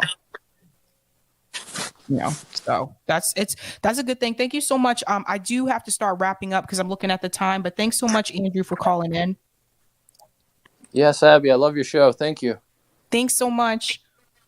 Okay, Total, we are going to try this again. Just go ahead and hit unmute. Hello, do you hear me? Yes. Hello, is the connection okay now? Yes. The audio, okay. So I guess I'm gonna then skip the intermediate steps and get right to the main point. I would like to ask you to do something that should have been done a while ago. I want to return to a discussion from March 3rd between J.B. Font and Brianna Joy Gray when they talked about switching from merely talking about fixing societal problems to actually fixing them, while keeping the same relationship with their audience. They found you in exchange for you doing this public service, except now that service would be much more tangible. And they also discussed having a multifaceted team where each person is tasked according to their talents and skills, which means that whatever they would like in the beginning in terms of either people or resources, other resources, they would be able to crowdsource it. So it's wonderful, but they didn't launch it. So I'm wondering if you would be willing to launch that kind of project. I mean, there are a lot of details, but it's all doable. Yes? If I would be willing to launch what? I'm sorry. Well, switching from merely discussing fixing societal problems to actually fixing them, and that would involve crowdsourcing that entire project, including the decision making. So us at RBN, we actually have a strategy that we are working on right now. Right now, what we are doing is direct action and mutual aid. So Rome has Tour for the Poor. CJ has a mutual aid organization in California. So we all have different things that we're working on, but mutual aid is something that we're kind of working on right now. But yes, we do have plans. There's a lot more that can be. And things like that. But I don't like to talk. There is a lot more that can be done. Yeah, but there is a lot more that can be done. Yeah, I'm sorry. You, but I wasn't finished. Yeah, so yeah, we have things planned that we want to do in reference to strategy and to helping people. I don't like to talk about those types of things until everything's concrete and everything has been confirmed. Then I pass on that information to let people know, hey, this is what we're going to be doing. I don't like to come to people and say, hey, we're thinking about doing this. No, I like to have everything confirmed and all set, and then I let people know about it. But it's probably not something I would discuss on here because you never know who's listening.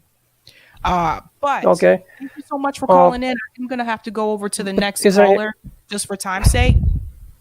Thank you. All right. Okay, next caller is Fingerman, and you're going to be the last caller because I am starting to run out of storage space. So you just have to unmute.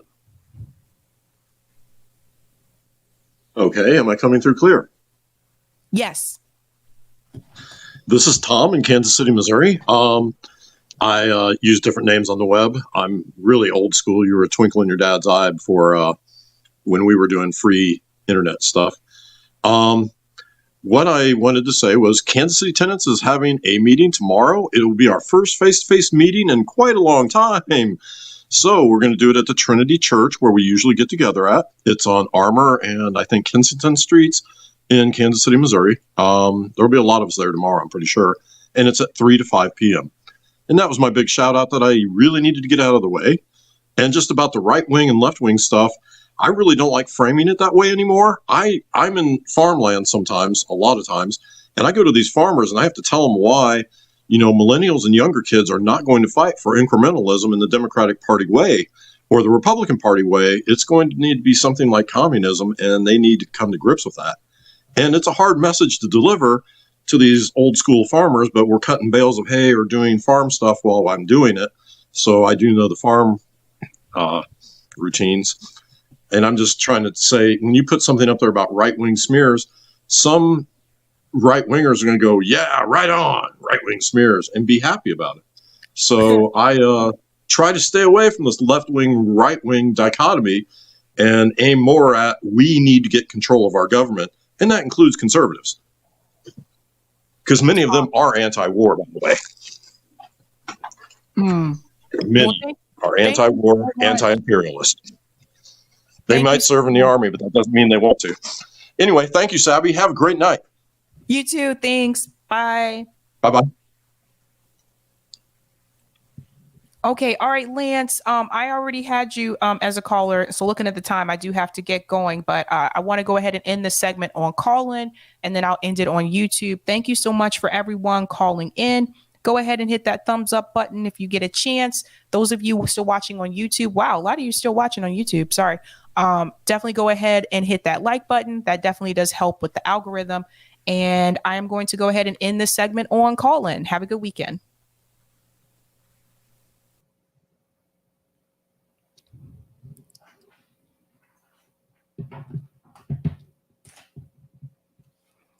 Okay, guys. So going to shout out these super chats here on YouTube. Thank you for the super chat. SFT, KC Tenants Union, tomorrow, Saturday, Trinity Methodist Church, Armour and Kenwood Streets, 3 p.m. to 5 p.m. And I want to shout out this super chat from Rodrigo. In Kentucky, Rand Paul, the right winger, is the anti-Ukraine war choice. Meanwhile, Charles Booker is the pro-war choice. What madness is this? Yeah, I'm not going to comment on Charles Booker. He's not the same. Sabby, have you ever tried 512 pecan porter? I have not, but I have heard of it. Thank you so much. I didn't even tell you guys what I have tonight, did I? Smutty nose, robust porter, smutty nose. Rockfin, I'll take that. Okay, thanks for the tip, Roger Sab. Fetterman, when you said this sounds familiar after calling the cops, I thought you meant George Zimmerman, who did call the police, then took pursuit, where I don't think them hillbilly good old boys called the cops. Also, I don't think your first caller went back far enough before 2014, the dissolvement of the Warsaw Pact. Yet NATO got to stay and promise not to expand. Now NATO got former Warsaw countries.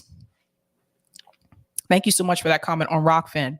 Guys, big news. Sunday, I will be live. I know I'm usually not live on Sundays, but the women's panel will be back. We're going to be talking about Roe v. Wade, so that should be a pretty good discussion, 7 p.m. Eastern Standard Time. And then I have some pretty cool guests coming on next week. Adolph Reed will be here. Hopefully, Cynthia McKinney. I got to double check. Savage Joy will be here. I got to double check on Ryan Knight, but next week should be pretty lit. So come back Sunday night, come hang out with me, then come back Monday and keep it moving. We'll have fun. Other than that, guys, please have a good weekend. And I got to say my favorite line, have a good night. Keep up the fight.